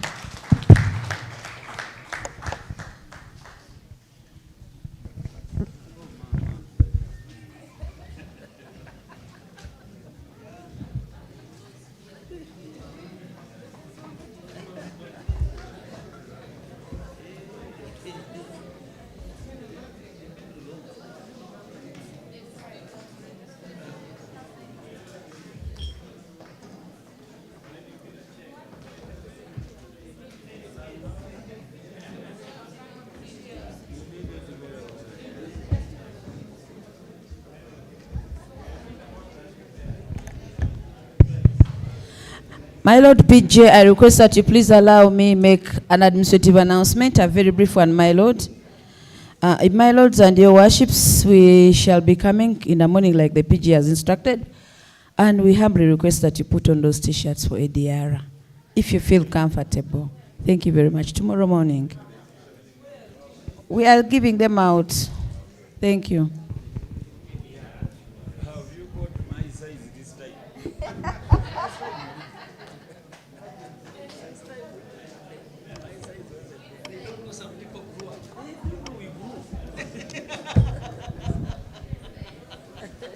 You think everybody is just laughing?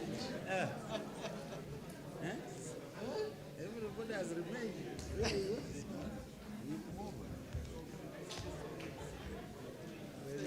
Shot for PJ. We have a shot for PJ. No, he missed also last time. He goes to America for this. They're in Guru. When we were in Guru, even the PJ did it together. They can't get that. So,